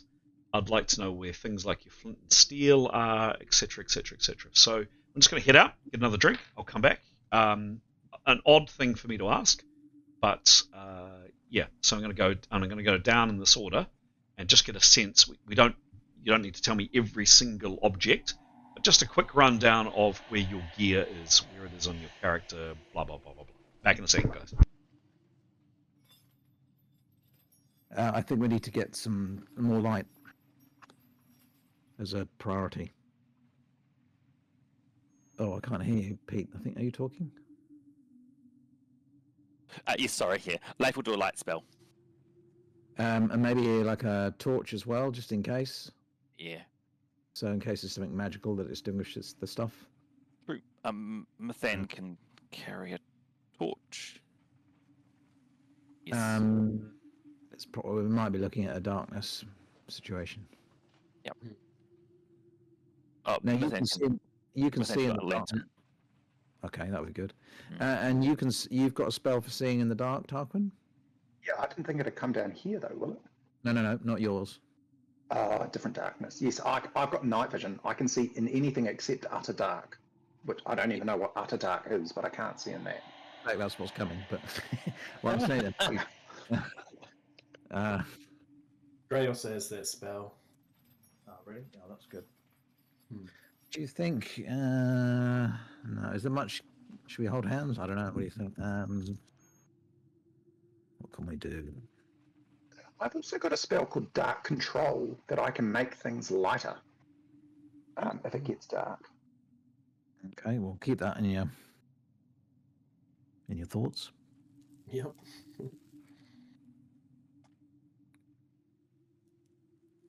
Okay, folks, can we start with Nathanal? Super quick rundown of gear, particularly weapons, coins, flint and steel, and other bits and bobs. She's got a sort of secure pouch on her waist where she keeps cash. Yep, on a yep. She carries a short sword at her waist, a dagger at her waist, a sling at her waist, and she's got several other pouches. She's got a pick-proof pouch as where the coins are. Cool. She's wearing an amulet. She's wearing a ring. The true speech buds are in one of the pouches. She's wearing a necklace. She's got one of the smoke grenades in another one of the pouches. And then in her pack, she's got her lock pouches, exterior pack pouches, lockpick, spyglass, wedge, caltrops, insect repellent, glass cutter. And she's also got 2 stun berries in one of her belt patches. Interior, the rest of me don't need to know what's in there. Oh no, I would just super fast, just rip through it. All right, clothes, water skin, great bread, a wig, a grappling hook, a rope, oil flask, a sack, torch, and tinder. And obviously she's carrying a shield, yada yada yada yada. Cloak, gloves. What's a shield? It's a what material is the shield? Shield. Yep, made out of shield. Metal, yeah, or wood. I don't know. Yeah, metal. Okay, very good. Thank you. That's great. Kiros, same thing. A few seconds, just rip through what she's got on. So clothes. She's got her belt, which she has her any coins in tucked on the inside. She's wearing her jewelry, so she's got an amulet, ring, shock ring. She's got the devil dust as well. She has a long sword. She has a dagger in her belt. She has a composite bow and quiver. And you want to know what's in the pack? Super fast. Yep. Bedroll, tarp, rope, pot, flint and steel, paper and lead pencil. She's got a torch, compass, lantern, a couple of candles, some undergarments. Okay. Strange dagger. Yes. Oh, she's Tarquin currently has that. Oh yeah, that's right. Beg your pardon. So not the strange dagger. And yep, she's got a cloak with a hood. Cool. Great. And food as well. Cool. Yeah, she's got rations. Yep. Super fast, and there's exactly the same. Etienne, please. So Etienne is he's got a full wooden shield. He's wearing gloves. On his back, he has a short sword. Well, 2 short swords on his back. Well, one is currently in his hand. He's got a dagger at his waist. He's got 3 pouches, in one in which he's got some stun berries. Another which he's got some contraceptives. He's got some hopperfoot herb in another, and some insect repeller in another. He's obviously carrying his main holy sword. Interior, he's got his bedroll, he's got his inks and a bottle of liquor, a tinderbox, torches, mirror, wedge, water skin, great bread, clothes, undergarments, and oil. Cool, thank you. And his shield is... I thought his shield was metal, actually. Because it's screwed. It wooden. Does it? Okay, it says wooden here, but... But he's got metal on his hand to screw it in, right? Presume. Yes, it has to be. Just to check, you said he's got a short sword in his hand, but you also said he's carrying his main broadsword too. So he's got which? I've got 2 swords, one in his hand, and then he's got one on his back. You said short swords. I presume you mean broadswords. Broadswords, sorry. Yeah, cool. That's great. Thank you. Gray, please. Just super quick. So Gray has... Sorry, where is it? He's got his his axe, his magical axe. Mhm. He's got a wooden target shield. He's got dagger. He's got a gold ring with a blue stone. He has a money pouch. He's got his weapons belt. He's got his other pack that has all of his other little items like food. Mhm. And treats. Cool. And his daggers at his belt. Yep. Yes. Oh, actually, it says he also has 2 scabbards. Okay. Cool. And I didn't realize. there we go. Demos.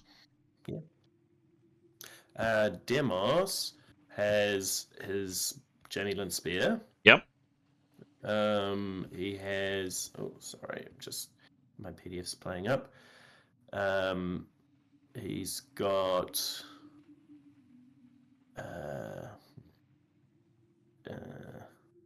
He's got his weapon, his shield. He's got his right hand side short sword and his left hand side short sword. Mhm. He's got rope, a tinderbox, water skin.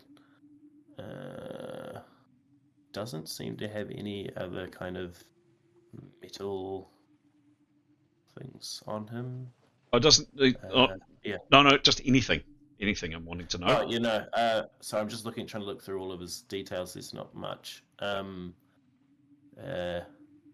Yes, I imagine he's got his pack for money and, money and food. Okay, But cool. I can't see that. Sorry. No, Yeah. I'm wanting to know of all items, definitely. So, yeah, cool. Okay, that is very useful. Thank you. 2 silver, 50 bronze. 2 silver, 50 bronze. Excellent. Very, very good. Next, I think, was Leif in party order. Can you please talk me through it, please, Leif? I'm just holding my hand up so I can't see Giles' channel. Cool. Thank you. Damn it. Damn it. Always forget to do that. It's There we awesome. go. There we go. Yeah. So, anyway, yep, okay, that's Yep. always annoying. Thanks, Pete, for your honesty. Leif has got his hood. Mm-hmm. It's normal clothing. He's wearing his ring. He holds his target shield, which is wooden, or I guess I don't know what he would do if it's not being held. Can he hook it to his pack? I assume. Is that the? You tell me, he's your character. Oh well, no, I don't know how big a target shield is. If possibly, he'd want to have it slung to his side. Yeah, no, you can with the target shield. It's quite small. Yep. Okay, yep. So he'll have it able to be. It's either hooked to his side where he can reach it easily, or in his hand, depending on what he needs. Yep. But it does say wooden on here. I don't know if that makes a difference. No, it doesn't. Yeah, it doesn't. Yep. Not bothers. It's got his weapons belt and pouches. He's got a dagger in his belt, his long sword at his hip too. He's got on the exterior of his pack and belt pouches. He has a water skin. He has the lantern. He's got bandages in his pouches. He's got his bow on his back, flint and steel in a pouch, and stunberries in his pouch. He's got a bedroll, tinderbox, spare clothing, cooking pot, oil flasks in his pack.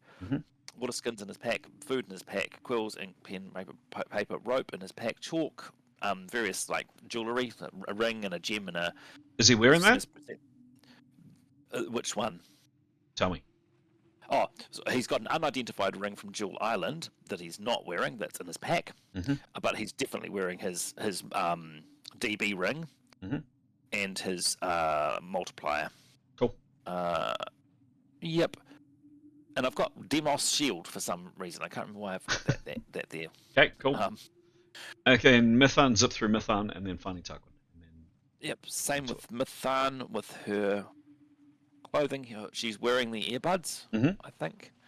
Got a bracelet on, her target shield on her side, the same, with broadsword at her hip, dagger in her weapons belt.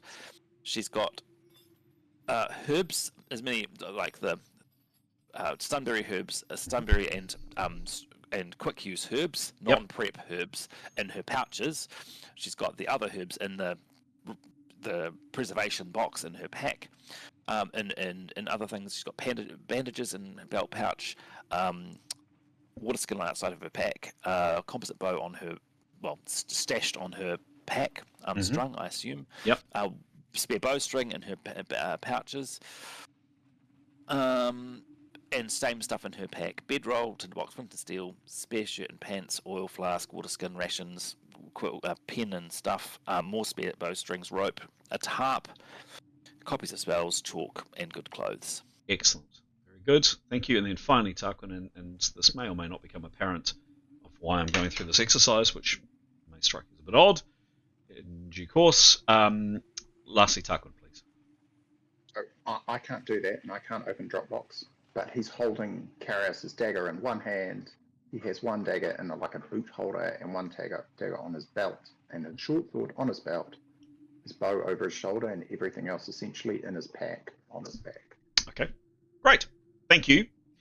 So, thank you. That was useful, believe it or not, and perhaps useful for you too to catch up with actually what your characters are using and wearing.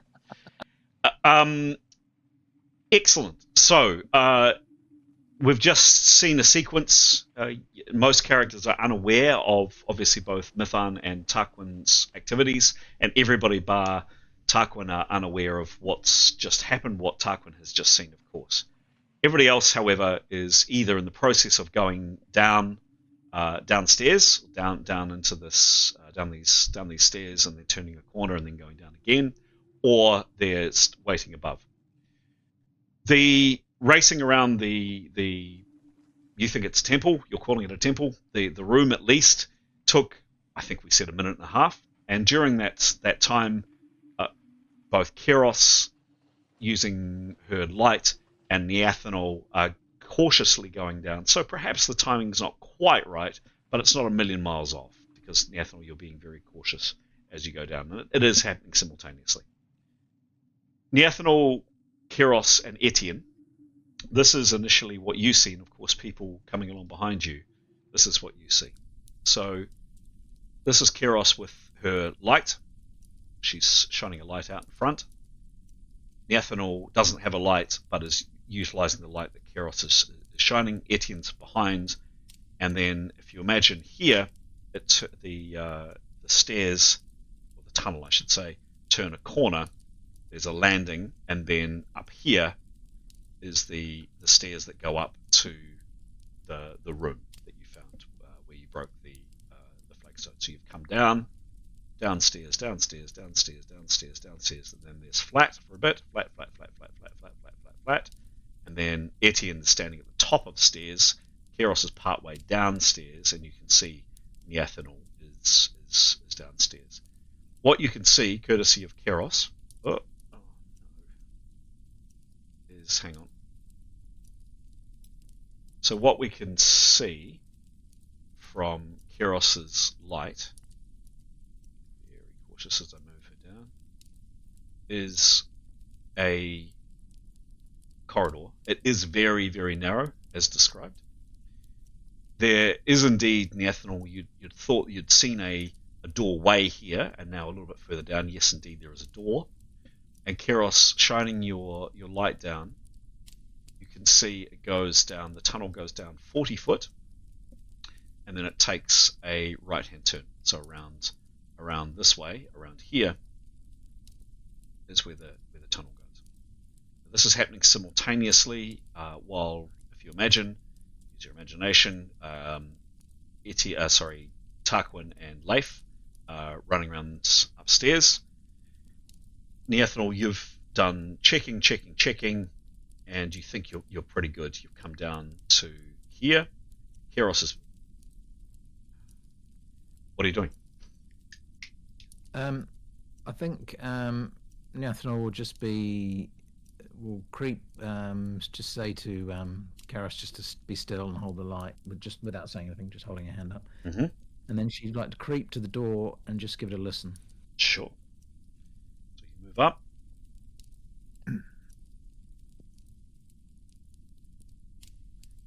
You can see from the light that Keros is sending behind you, it's, rotted, wormy looking door. It's clearly very, very flimsy. It looks, in pretty pathetic shape. Its usual height, and you come up to it and listen hard. Give me a roll, please.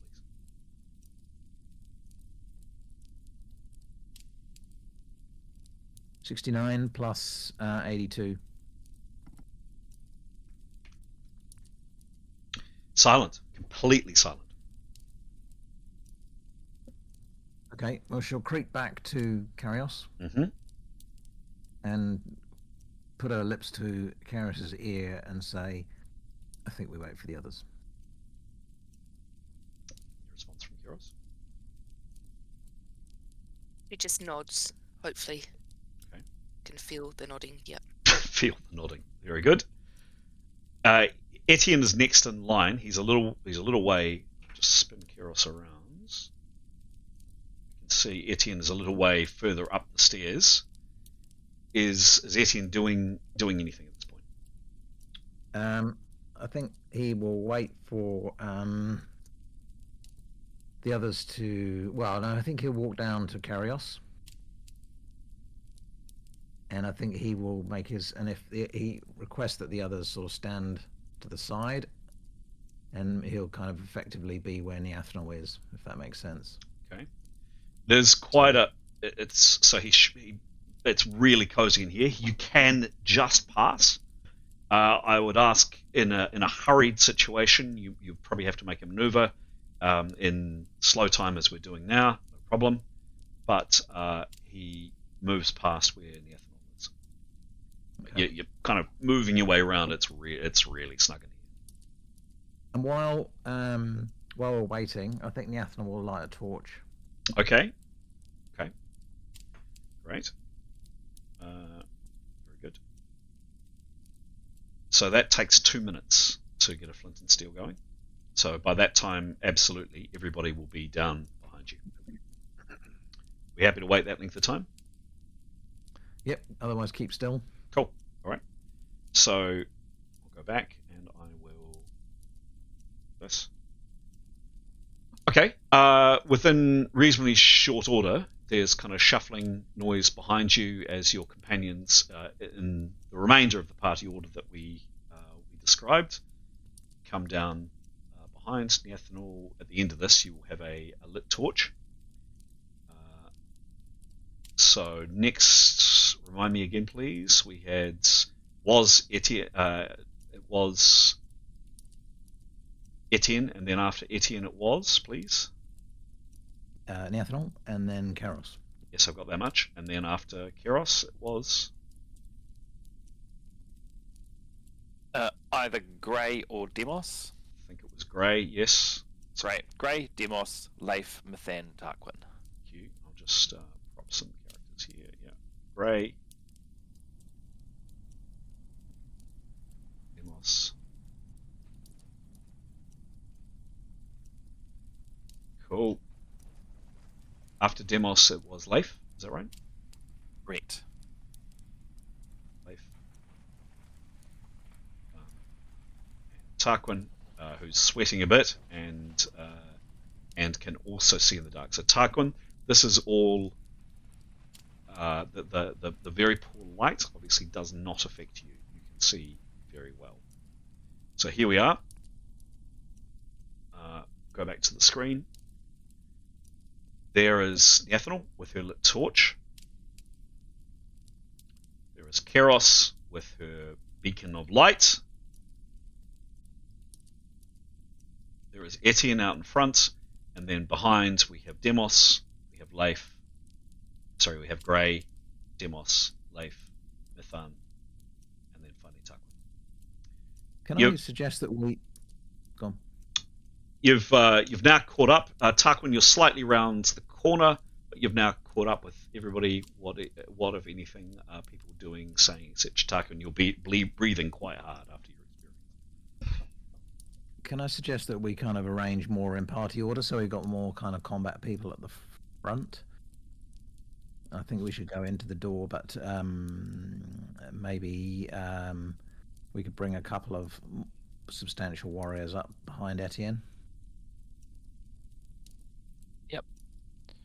Leif's happy to move up with Grey, perhaps? Yes, Grace but- has to move. Yep. Demos Yep. is probably going to stay back.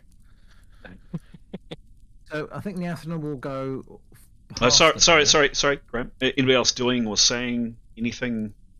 door. Tarquin will want to describe the baddie he saw. If you feel like showing them, great. If not, No, big describe all. fat guy. Yep. Big fat dude with a red mark down his face. Cast confusion on him, but didn't seem to work. He's still able to act. It's pretty difficult to see how he'd be able to fit down this corridor without smashing the whole thing down. Didn't see anyone else. And you are hearing from sounds above. It's more muffled now because you've come down quite not a massive way, but a wee way. The sound of falling stone and crunching and roaring from upstairs. Did he see you come down here? Unclear. I think he would have seen me standing in the room, but again, I don't know. I cast darkness, so it's unclear how well that spell worked. The other one didn't. It went off, but didn't work. So he may have. But you would have through the illusion before you went down, right? Correct. And I cast darkness before I stepped through the illusion, so he would have. If he'd seen me, he wouldn't have seen me disappear through the illusory wall. Okay. So I think Nyathana would like to move past the door so that she can push it open. Oh, just before she does that, and whilst we're doing a discussion, Mithan will pass her lantern forward to get lit off Nathan's torch. Okay. So Mithan will have a lantern as well, and she will also say this creature seems to be have good hearing, and she'll be whispering. So I think we should keep our movements as quiet as possible down here, within reason. Okay. So Nyathana whispers back the plan. She'll open the door, others, and throw her torch into the door.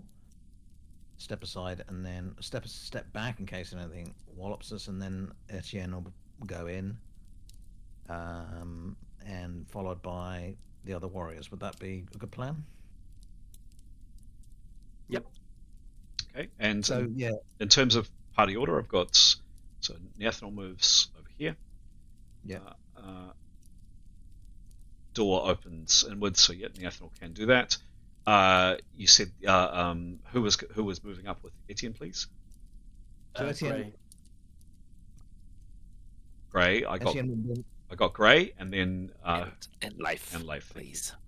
so Etienne won't be standing in front of the door. He'll be standing away. So when it opens, if he'll choose to go round, but he won't be standing in front of it. Done. Cool. Also, if he has time, Leif would like to prepare and cast a spell, if that's possible. There's shuffling around in the corridor while people move themselves around. There's also Mithan getting her lantern lit, and anybody else lighting anything I should be aware of. And obviously, with a lantern or something lit, your hands are, of course, you have one hand taken up. So anybody else, I'll make an adjustment to make sure that Mithan has a light. But before I do that, do I need to get anybody else, or are people done with lights? Yep. Leif's spell is going to be a light spell. Okay, so Leif and Mithan. Cool. Yep. Anybody else? I think Nyathana will pull a torch out of Etienne's pack, and if Etienne's happy with that, so that when she throws one into the room, she's still holding one. All right, cool. So it'll be Nyathana with a light, and so one hand free, one hand with a light. I'll have Leif with a light, and one hand free, one hand with a light. Keros has got her spell coming out of her hand, and then Mithan will have one hand free and one hand with a light. Is that correct? Yep. No, Leif will have his shield and his sword. His light spell is going to be on him. He casts it on him, and he's got a 10-foot radius light around him. He doesn't need to use a hand for it.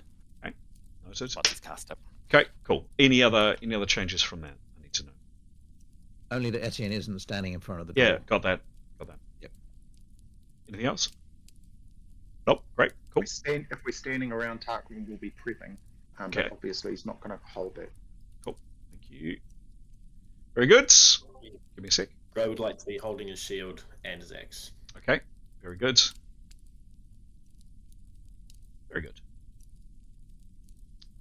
So now quite a lot of light down here. Go back to the screen.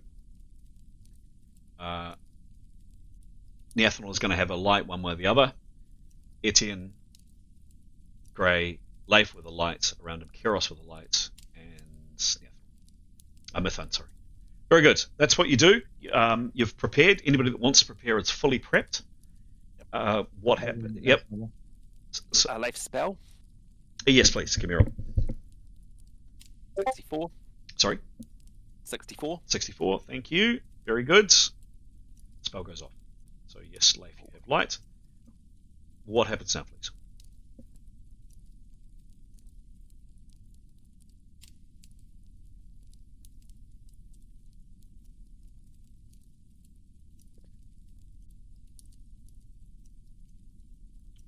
Silence. I'll mute Graham if you're talking. Because I think he was the one going to direct how things go. Okay. What happens? We see the sword we're looking for. Does that work? So, Neathanol would like to open the door, but she'd like to sort of push it open and then withdraw. Mm-hmm. Yep, got that. So there's no one being seen directly in the doorway, but then hurl in a torch. Yep, got that. Okay. Is that what happens? Hopefully. Cool. Excellent. I'm just going to take the screen off for 1 sec while I do. And Etienne's prepared too, I should say. Yep. Yes, can we say Grey is also preparing? Uh-huh. Or prepared. Cool.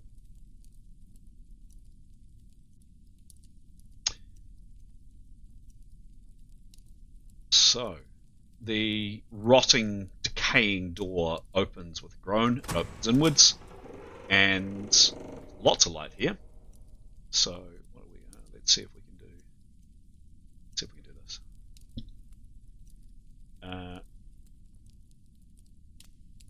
The door opens, and you throw the torch in. Neathanol.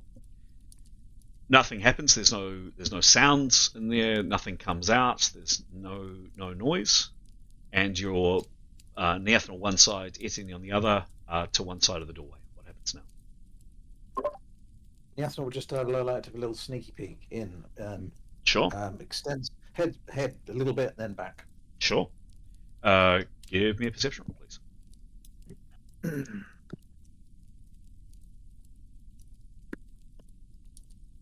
59 plus 82.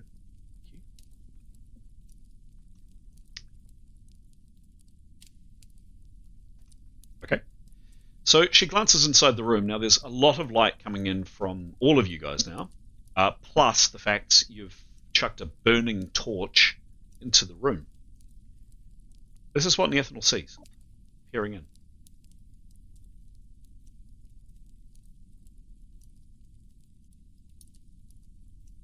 Ooh. You see a small room. It's 20 foot long by about 15 foot wide. At a long black table are 5 figures, hooded. They're lying face down on the table. You can see their hands kind of spread out around the table. And in the center of the table is this.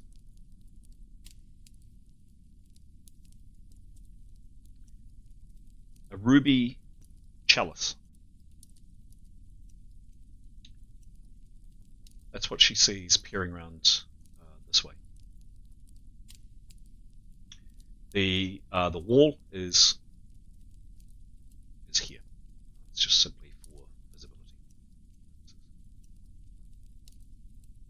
The figures are completely motionless. They don't move. There's no sound.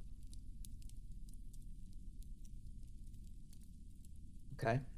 She'd like to just take a conscious scan of the corridor and its relationship with this room and the bounds of the room, the thickness of the wall, just to get a sort of good spatial awareness of where she is.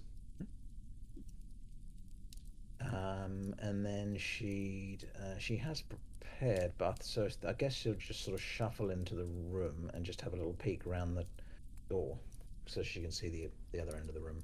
Okay. The Ethanol's doing that. Anybody else doing anything else? This is obviously no one knows this except the Ethanol at this stage. So you've seen the Ethanol open the door. She's thrown it in. She moves around inside. Anybody else doing or saying anything? Oh, okay. The Ethanol inside the room.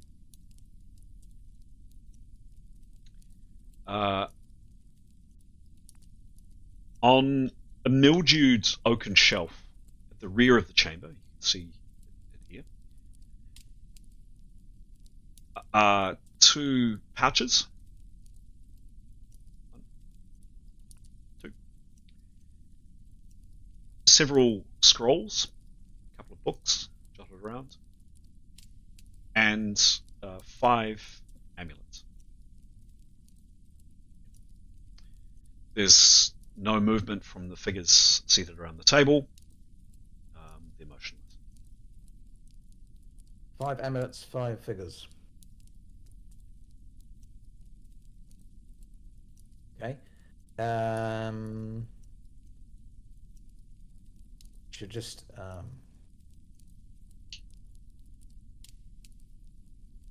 she'll shuffle back and just sort of whisper that to Etienne to pass it on.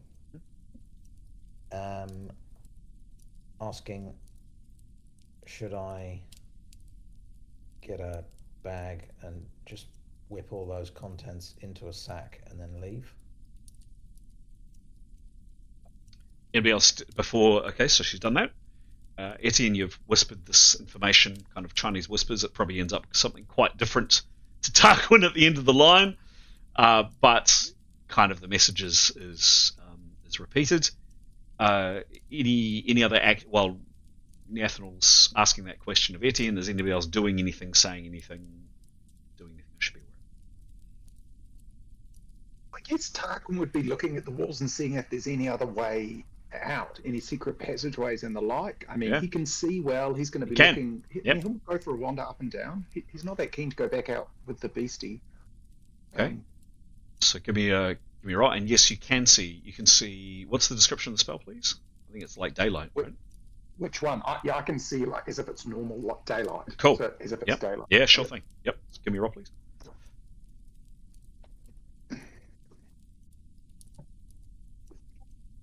18. 18.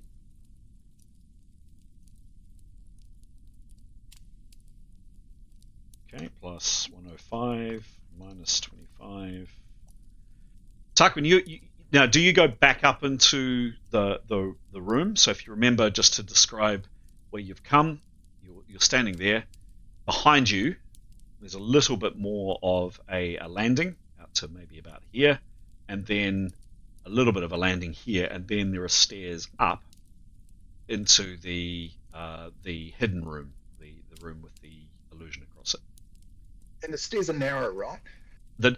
As you see on this image here, the whole thing's narrow. So yeah, he will go back. He won't go back into the room, but he'll go up, and he'll want to have a peek into the room. So what he wants to see is has Beastie made his way into the room.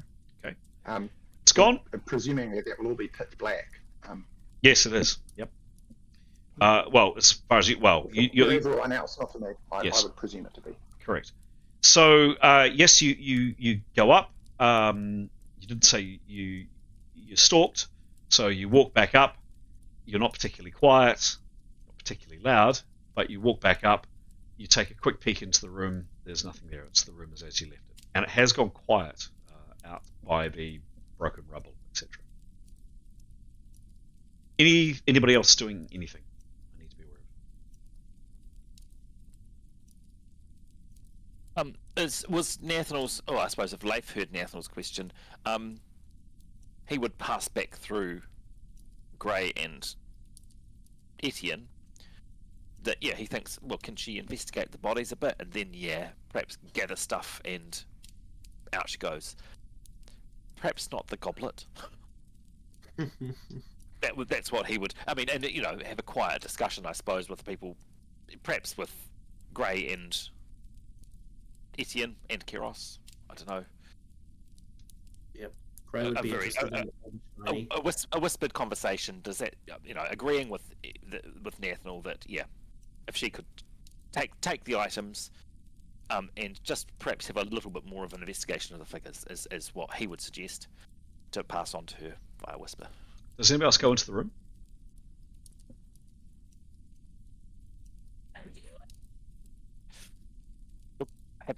Leif's happy for Nathaniel to do that if she wants. Yeah, I think Etienne will look into the room, but he won't step into it.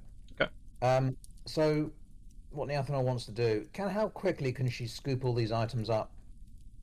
Pretty rapidly in a few seconds. There is still a burning torch, by the way, right here. Is it going to burn anything? It's on the stone. It doesn't look. It might threaten the table, the wooden table, perhaps. Currently, it's not, but it might. Okay, so she'll just kind of.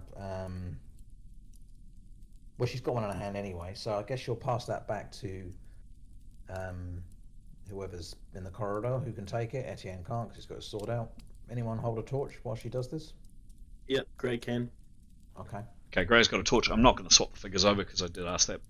Yeah, we went through that before. So Okay, Gray's got a torch. So what she'd like to do is, as quick as she can, scoop all the items up and then leave. Okay, cool.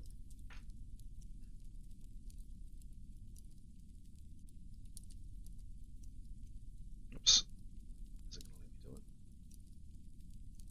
do it? The pouches clink, by the way. It sounds like coins inside. Best noise possible. Yes, the amulets aren't going to let me do it, but yep, she comes out and she's got all the gear. And what were they resting on there? Some sort of wooden table, is it? As described, a wooden shelf, kind of a rotting old oaken shelf. Okay, so she's back in the corridor and there's still no movement from the figures? No. Okay. She has a look under the table. She goes back into the room. Yeah, she'll pack all that stuff away and then just go back into the under the table. Yeah, just the legs of the people, the 5 people sitting at the table, their cloaks, quite long gowns, robes, I guess, going down to the floor. That's it. Okay, well, she goes back out and sort of describes it, shuts the door.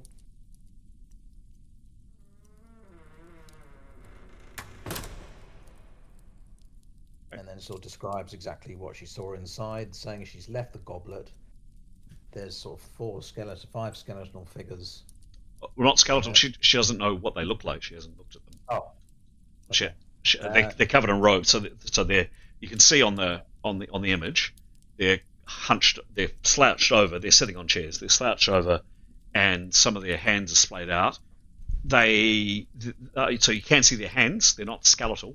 They're like very wizened old flesh, stretched flesh across the hands, but not skeletal. But that's what you can see. Okay, well, she'll describe what she saw. Do we want to sort of more thoroughly investigate this room? But rather than it coming up, I mean, because if we go past, obviously, whatever it is could come behind us. Or we better to face it now rather than later. Or continue on and just risk that. Thoughts?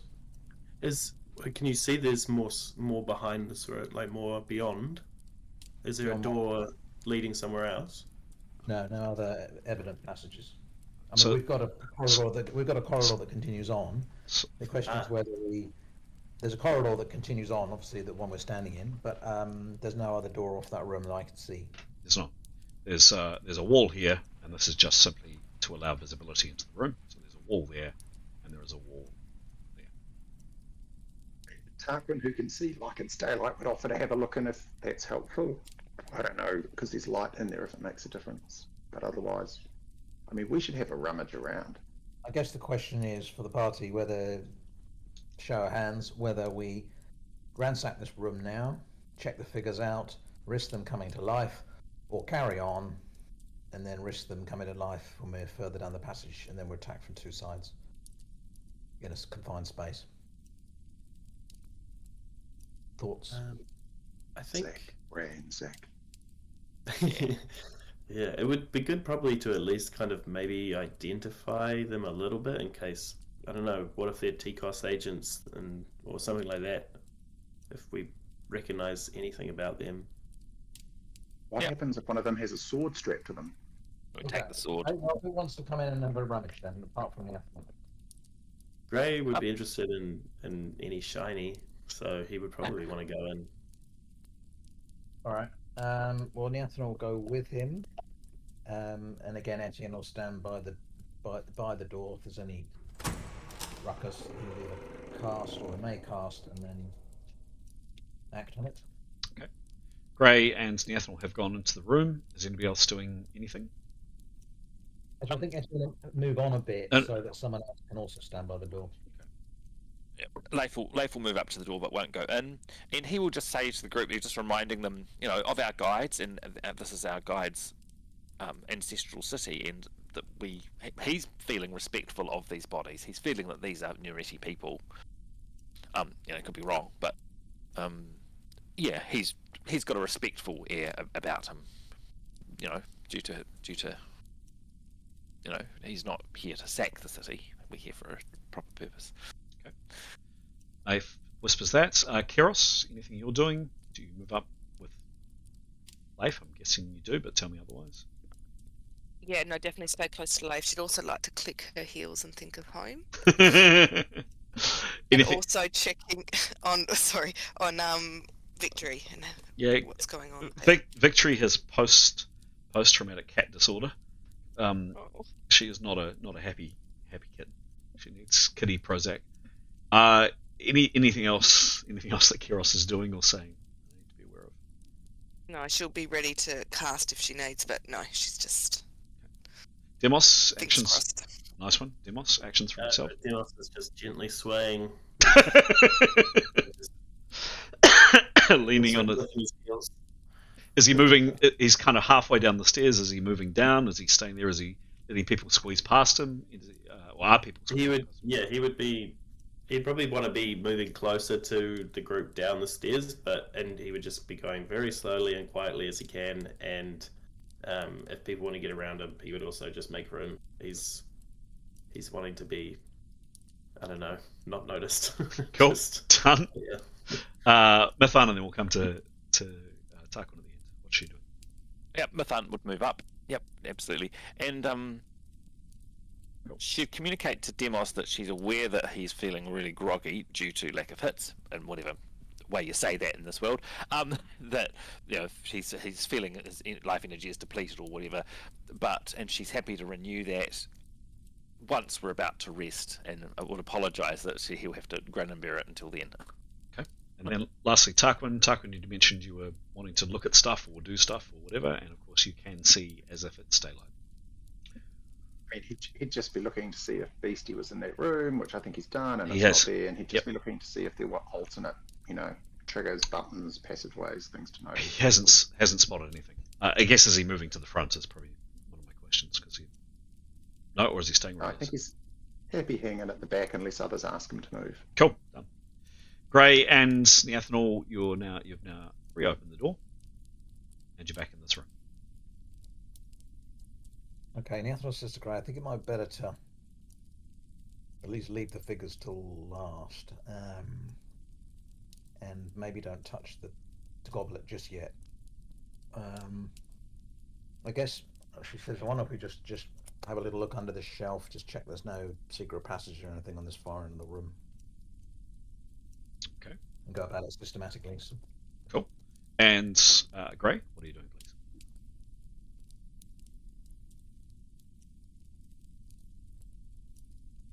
On mute, Aiden.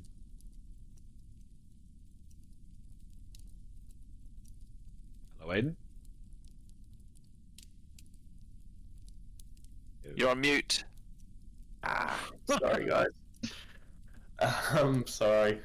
Gray's just trying to move really quietly and carefully. He's scared of waking them up, but he's interested to see.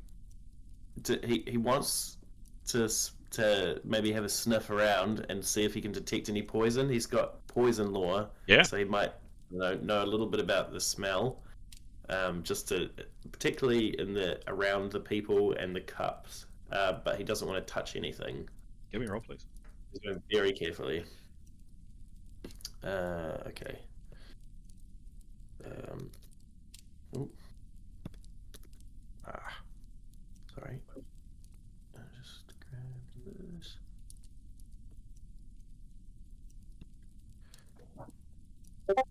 Oh, he's rolled a 1. Yep. He's Remember, it's must. Remember, it's must. Oh, okay, great. Plus, what's his perception and his detect and his poison lore actually? His poison lore is just plus 11, and his general perception, I thought it was 50, but it's actually 49. So 49. Sorry. Okay. All right. Cool. Great. Neethanol, please. You said you were looking. Describe what you're doing. You said you were looking under the shelf, but anything else you're doing? Yeah, so wants to check out that end of the room, just check there's nothing else there. So checking for little doors in the back wall, looking for what's underneath the shelf, checking there's nothing inside the shelf, any secret bits and bobs that she may have missed. Cool. Okay. Give me a roll, please. 65. 65.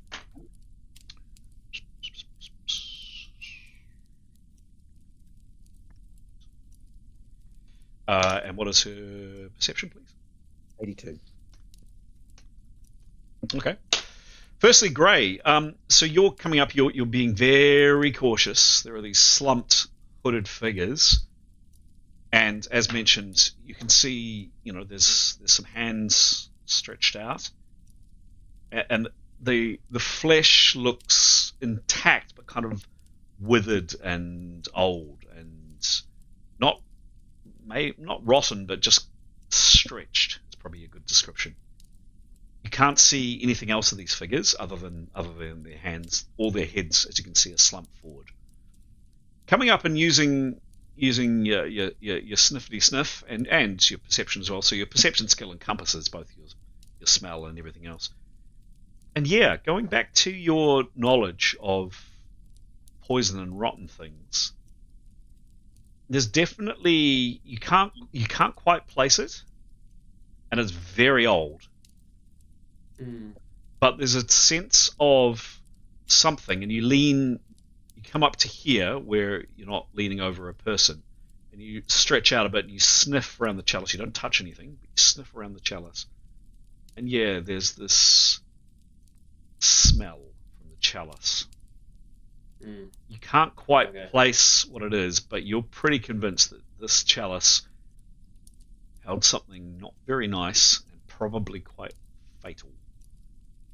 You haven't quite twigged what it might be, but it's gone. It's long gone. Long gone. These people have been here a long time, and the chalice has been here a long time. But something nasty in there. Anything else from you, Gray? And then we'll go on to the Neethanol. He would be quiet about that, but if he saw Neethanol go for the cup or anything, he would stop her and mention it. Cool. Okay. He's just trying to be quiet. Cool. So Neethanol, you look under the shelf. It's about that much room under the shelf. There's nothing there. You have a really good look around the walls, and then you take out just the end or you just kind of start tapping, and as you tap along,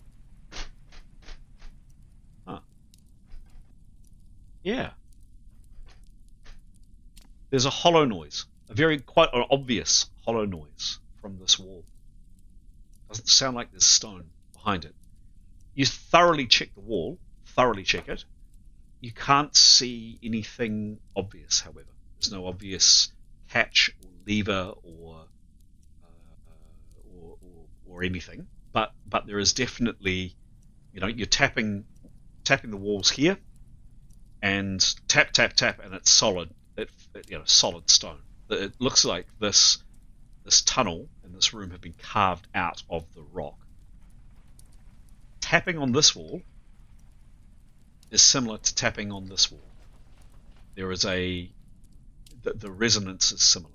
It sounds like there is space behind this wall, but you are feeling very confident there is nothing on this wall that moves or shifts or changes. Okay, she'll mention that to Gray, and so she's just going to go out and just check if there's any way in from the passageway into that adjacent area. And right. So, yeah. Cool. Gray, you're left alone in the room. Anything else you're doing?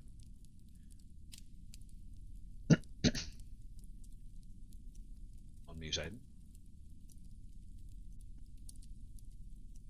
Still on mute, Aiden. Damn it. Sorry. He would be a little bit creeped out, I think, by being in there by himself. So I imagine he would probably follow Niathal out into the hallway, where he would maybe just divulge that he could smell poison. Okay. Or something that was off. Niathal, you move up. You're getting close to the corner. Tell me what you're doing here, please.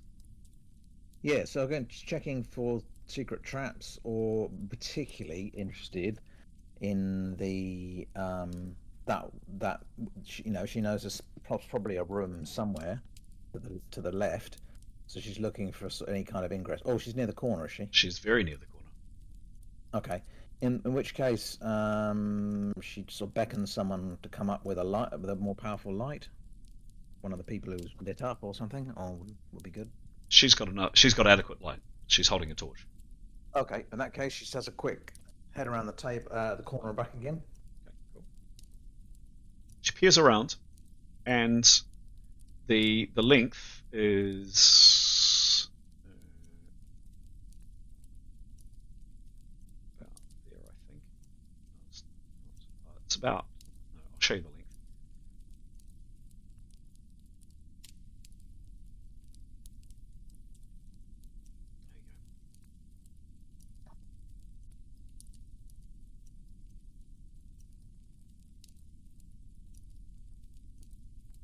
Short, so not a massive length.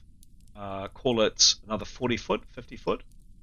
And down this, again, very, very narrow corridor, she sees the following.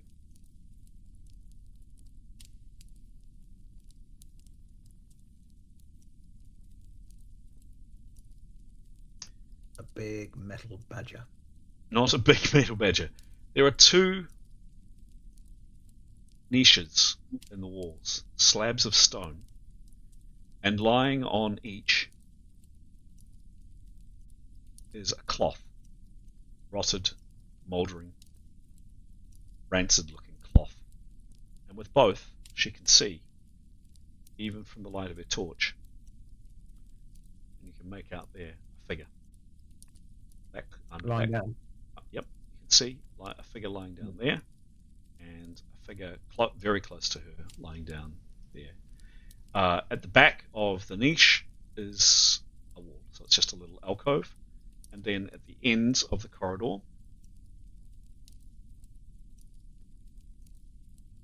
some 50 foot away, is a black wall at the ends, a stone wall. And she can just make out another of these slabs there. Two figures lying with a mouldering cloth over them. That's what she sees from peeking around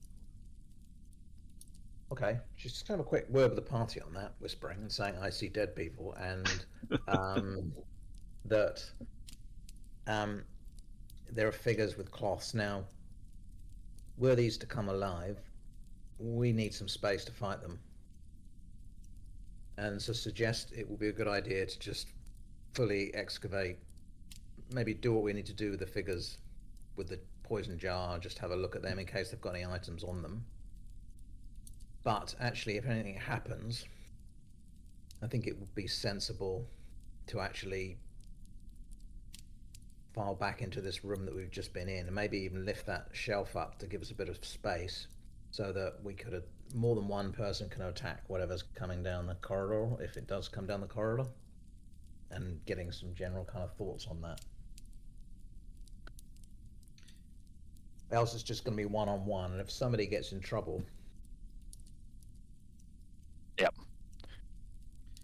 That's Also- not Sorry. not good. No. We're having a bit of a whispered discussion now, are we? Yes. So yeah, Leif would agree. Did Nathan pass on about that odd wall? Yeah.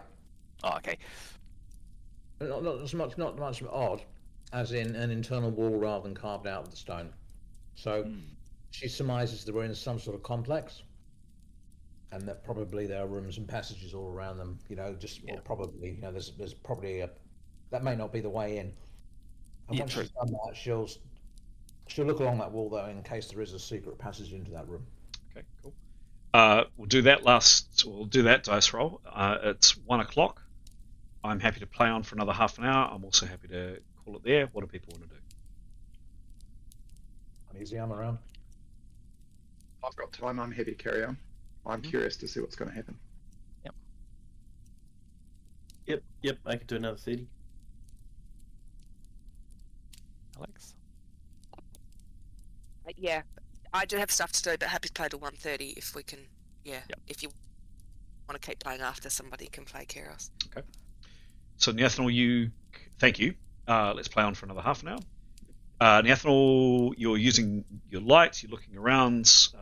Give me a roll, please.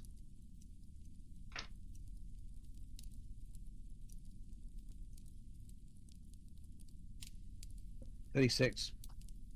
36. Perception's 82, and her traps. I don't know what she's doing. I suppose she's doing perception if she's looking for a door. Hasek. So that was 82. Is it perception? Yeah. Okay.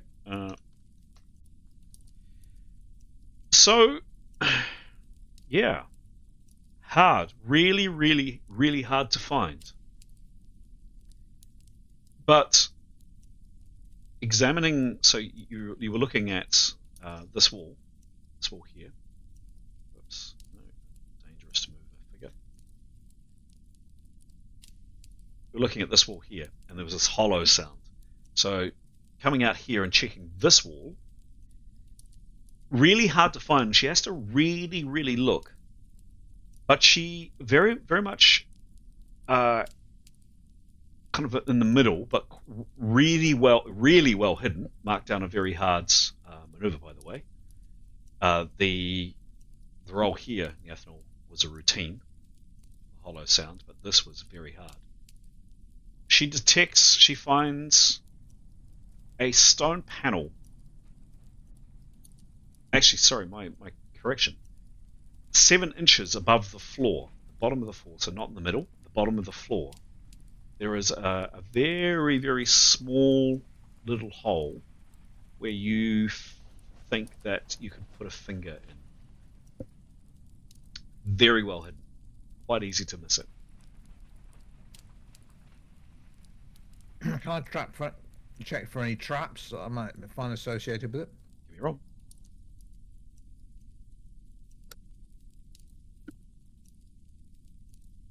$12. Could be amazing. What's your skill? 65 or something? Plus 60. Yeah, 65. 66. No, 66. 65, you're right. Yep. She can't detect anything. Hard to tell with just a little finger-sized hole. She doesn't think there's anything here.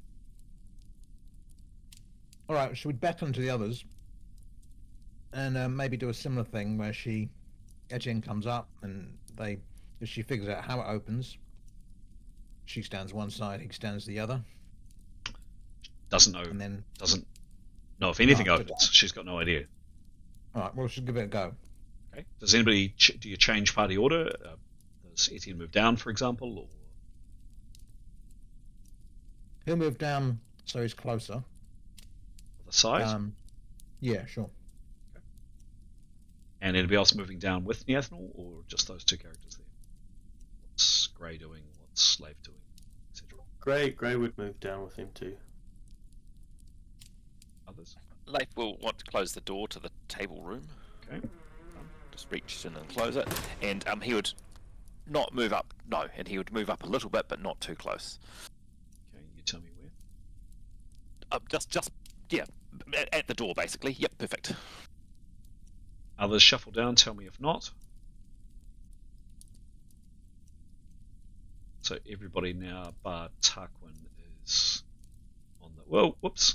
Tarquin comes down the stairs and is right behind Mython. Tell me if I'm placing you incorrectly. Cool. People loving that. Great. Okay, Neathnal, what do you do?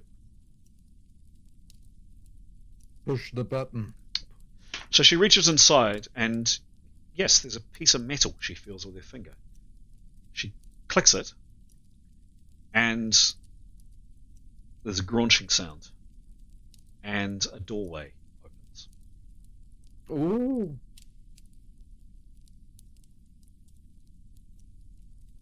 And this is what you see. Small room, much smaller than before, and right in front of you is a pillar, a skeleton, intact skeleton, with a chain going up to the top of the pillar, and around the skeleton's neck, zoom right in, which we can, you may or may not be able to see a scroll case hanging around the skeleton's neck. The room itself is it's very small, and when I say very small, we're talking here,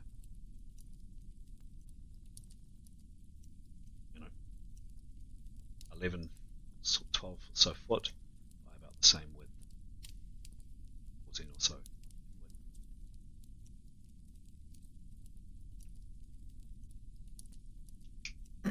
Okay. Nothing else in there that you can see. That's what you can see. And the back, Okay. by the way, is stone. Well, she'd call up Grey again, I think. His game. Yep. Suggest they go in and take a look. And then Etienne standing at the door. Okay. With a sword out. Okay, so Etienne, you standing here. There's this figure on there's this cloth, mouldering cloth on a slab. Have you got your back to the mouldering cloth, or where are you standing? I'll just suggest that actually that maybe someone else could come up and look in the room at the other two where he turns his attention on the mouldering cloth. I think Leif's next in line. He's happy to come up. Where do you stand, Leif? Well, I suppose Nathaniel and Grey have entered the room, so he'll stand in the doorway. Okay. Cool. And Etienne, what are you doing? Keeping an eye on things down that corridor with his sword out. Others, are people moving up? Are people staying where they are? Any actions from Tarquin I need to be aware of? Any actions from Mython or Grey or Keros? As Tarquin passes the door from this room, he'll obviously poke his nose in. I know what happens to cats, but he can't help himself. Okay. Do people move up or not, I guess is the question. Cause at this stage, yeah. Every day I'm shuffling. He'd be shuffling up as everyone else does. Assuming people do. Does Keros move forward, or is she happy there? She'll just go with everyone. She doesn't want to be left. No. You want to be left down in the dark? Mython, you come up, and Tarquin, you reopen the door and poke your nose in. You see what your friend, and of course with your vision, you have a very good, you're able to see well inside this room, and it's as whisperedly described. Okay. Both Neathanel and Grey are in the room. We'll start with Grey. What are you doing, Grey? What can he see? Can he see well? There's pretty good light in here. Nathal's got a torch. Leif's got some light emanating off him. Doesn't go as far, but there's reasonable amounts of light in there. You can see the skeleton as described. This quite beautiful scroll case. That's a good image of it there. With a sealed end, and it's round on a chain around this the skeleton's neck, and we have a rope on the screen, but it's actually a chain going up to the ceiling. Is there any runes carved in the column at all, or anything that can be read? Give me a perception roll. Sure. Other than looking there, is he doing anything else?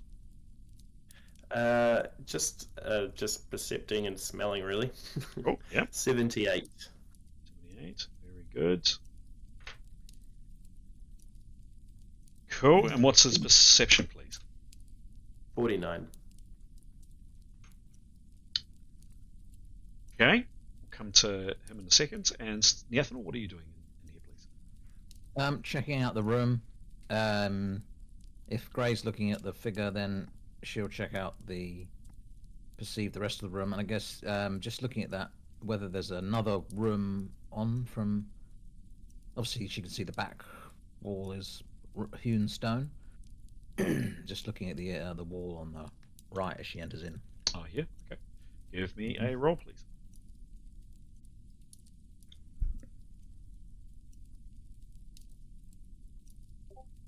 $71 plus 82. Cool. So, Gray, you you don't see any runes, but what you do make out are some figures. So you see this figure on the back of the column. You're kind of inspecting the whole thing. It's a very good depiction of what the column looks like there. So there's a stone woman's figure carved into the column. It could be flame around her, you think? Ooh. Perhaps similar to the statue that you've seen upstairs. But there is no other runes or anything of note here. Nathaniel, you're having a very good look around, and you are inspecting this wall in particular. And yet again, Nathaniel, mark down a medium maneuver here. You are tapping along the wall, kind of trying to do what you did last time. And yes, indeed, there's a hollow sound from in here, and some of the plaster comes away. You think there's part of the wall has been plastered to look like stone, and someone's done a pretty hurried and bad job of it. Kind of rotting plaster here. There's no apparent hidden mechanism, but you could probably attack the plaster, and there's definitely a hollow sound from the other side. Okay. She'll do that. I'll ask Etienne to come forward. Oh, sorry, not Etienne. He's looking out down the corridor. Ask for a volunteer, please, to come forward. Leif will step up. Okay. He's currently a blinding vision of light, so he's just the man. Okay. So just checking, I just want to make sure to share the spotlight, make sure that everybody gets a chance to be the hero, because you are, of course, all heroes. Tarquin, you'd looked into that room. Any action that you've done other than opening the door? I need to be aware of. No, pop in, have a look, keep close the door again. Okay. And at the point Chrissy passes these people covered in sheep, and he's going to have a peek. Okay. Mithan, anything from yourself I should know? No. Cool. Anything from Demos I should know? No, he's just swaying. He's not feeling great. Keros, other than really clicking your heels and going, this place is creepy as all hell, I don't want to be here. Anything from yourself?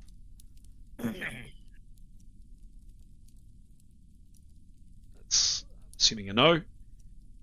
Are you there, Keros? Yep, that's a no. Cool. And realizing you've got a sticky keyboard. Okay, Leif, you come into the room. Anything else, Gray, you're doing after identifying this woman with potential flames on the back? Anything you're doing, Gray, while the other two are kind of chipping away at this plaster? I mean, he's just kind of he wants to look at that scroll that's around the skeleton's neck. He doesn't want to touch it. He just wants to detect if there's any kind of traps or anything, any kind of trigger that could be set off if it was moved. Okay. So give me a perception roll on that. And this is while the other two are kind of chipping away at this rotting plaster. This is just this will be half detect trap, so half your perception. Oh, 99. Shame it's masked. Such a shame. What's half your perception, please? Half his perception is 24.5. Cool, done. So it's not a scroll. It's a scroll case. So it's a tube, like a silver tube, for carrying scrolls. It's a scroll tube. You don't know if there's anything in it or not. You have a really good look at it, Gray. You have a sniff of it too, just for good measure. You can't see any threat associated with it. You think you should be able to remove that without issue. Nothing obvious on it. He'll have a think about that because it's he doesn't want to awaken a flame goddess again. Okie dokie. The other two are chipping away at thin wall of plaster, basically designed to look like stone, and it comes away easily. Like there's no rolls required. You just kind of tear away at this stuff, and it's crumbling and ancient and pretty manky, to be honest. And it reveals a very, very small hole, only a couple of feet wide and only about 5 foot tall, so it's a bit generous with what's on screen. Sticking your head inside, you see the Leif or Neathanol or both. You see piled amongst the mortar and debris is a very small, it's actually smaller than that, silver chest, and also scattered around is some books and rotting scrolls and other things. So Neathanol would quite like to check for booby traps generally before stepping in. And then she'd, losing her sword, just sort of pick around the crumbling bits, check there's nothing hiding under any bits of mortar or anything. And then she'd like to collect up the scrolls that are readable, roll them up. And the book, she'd like to pick that up, put that away. And be very careful, checking for, check if there's no booby traps on the floor. Once she's finished doing all of that, she'll turn her attention to... What would Leif like to do? Or anybody else for that matter? Leif will help with that, but he will acknowledge that she's better at checking chests. He would just pop out and, whilst Nathan's doing that, and just let everyone else know what she's found. Okay. But then would head back. Okay. Yep. Anybody else? Sorry. Saying anything? Oh, okay. Neathanol, so yes, you reach in and you collect these various items. You can see remains of a book there, remains of a scroll. They're all pretty rancid and falling to bits. There's a small box with scrolls there as well. So you've gathered all of these. Kind of reaching into the doorway. You haven't gone in yet. You can't quite reach. Yeah, you can probably reach that one. Can't quite reach that book. What does she do? All right. Well, once she's satisfied that, well, actually, what she might do is,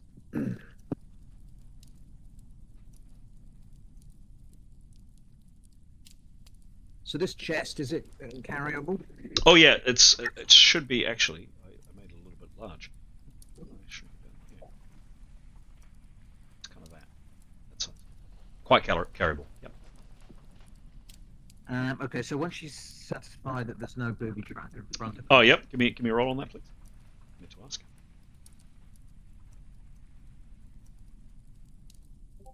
90 plus 65. Can't see anything. She'll collect the book quickly.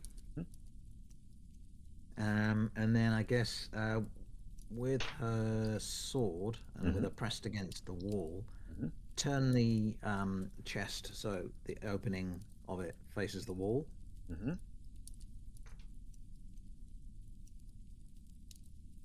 Yep. And then sort of drag it back to the entrance. Yep. And with just saying, I think I'm going to open this. So stand back. Okay, Grey and Leif, do you move back, or do you stay where you are, or do you do something else? Yes. Move back. Well, I think she first should give it another check for Well, traps. let's give other people a chance to speak. Grey and Leif, what are you doing, please? Moving back. Move back. 1, 2. Yeah. So she'd like to just check it before she tries to open it, just for traps again. Sure thing. 100. 100 plus 65. She can't detect anything. Okay. So with the lid facing into the cupboard, into the crevice, she'd like to pull the lid backwards and step back. Okay. She pulls the lid, and it does open. Pulls the lid open, and she steps back. Nothing happens. All right. She has a little peek over the top. Inside, she sees scraps of cloth, a couple more ruins, books, and an object. This object, to be precise. Uh-oh. Oh, not that one. Oh. Okay. Some sort of grenade. It's the holy hand grenade. How big? So sorry. How big? How wide was the chest? Oh, it would be that. So quite big to carry. I mean, you can definitely pick it up, but not small enough to put in a pack. A reasonable size. Okay. Well, reaching into a pack, she'd like to take out sort of some clothing or something, and she'd like to very delicately put that object and wrap it up in some clothes and put it in the top of a pack so it won't be crushed by anything. Sure. That's one side of it. On the other side is a hole.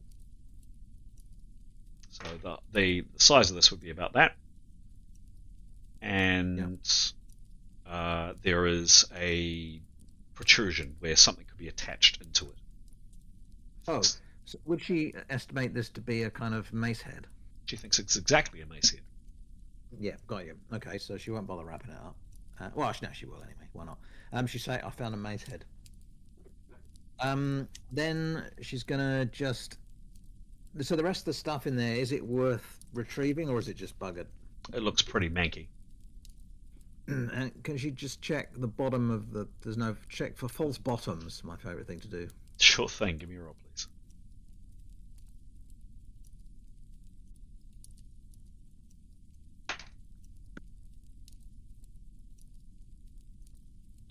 $39. 29. 39. 39. Okay. She can't detect anything unusual about this chest. Okay. So she'll put the chest to one side, and then she'd just like to do exactly the same search around this little crevice space as she did in the previous room. Again, particularly interested in walls that may give way to other walls and so forth. Very snug in here. A cupboard is a good description, actually. It's very small. Give me a roll, please.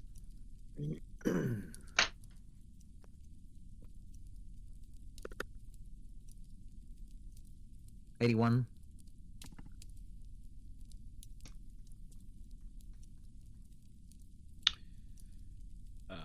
She has a good look along this wall, she can't detect anything. Okay, so that far wall opposite the cupboard entrance, is that hewn rock, or is that similarly sort of stone? Stone. Oh, hewn rock. Yeah. Yeah. Back to anybody else? Anybody else doing anything, saying anything, thinking anything? And it's going on for nearly 1:30, so we're probably going to wrap it up there. So last actions for the session. Anybody saying anything, doing anything? Goodness, what a quiet bunch today. Nothing from Tarquin, nothing from Neathnal, nothing from Demos, Keros, etc. He's standing around. Maybe he'd use his dagger to write Tarquin was here. Well, Excellent. do we, just to leave us, with something to think about, do we take the scroll case off the figure? Yep. Is that something we can do easily, Chris? Yeah, you think so? Yeah. It's just by a chain around its neck. You could, assuming you want to do this, you could. Gray's had a look at it. He can't see anything obvious. You would need to just simply take the chain, metal scroll case, up round the skeleton's skull, and take it off. You think it's quite easy to do. Okay. Well, if Gray's willing to sort of stand by me and with his sharp thing, and just in case something happens. Yep. Then Neathnal will do that, Okay. and then step back into the corridor. Cool. You do that, step back into the corridor, and that might be the last action of the session, unless anybody has anything burning they want to do. Nothing happens, by the way. You take the scroll case. Amazing. There we go. Nice. There we go. That's where we're going to leave it for today. They're going to roll credits. Nice. Thanks, Chris. Is it possible just to get a rundown of what exactly we found there? I know because there was a number of scrolls. I didn't quite catch. Yep. Exactly what I've got there. Yep. I'll send you through. The list. Thanks. Very good. Hope you enjoyed that, folks. Very good. Creepy Thank much. Just before you sign off, I do have something to show you. Just before you get away, just wait for the credits to roll. Yeah, creepy much, guys. What do you think? Yeah. Yes. Yeah, like twice over the suicide pact or whatever that was. Ooh. And then the poor guy in the cupboard. Lovely. There we go.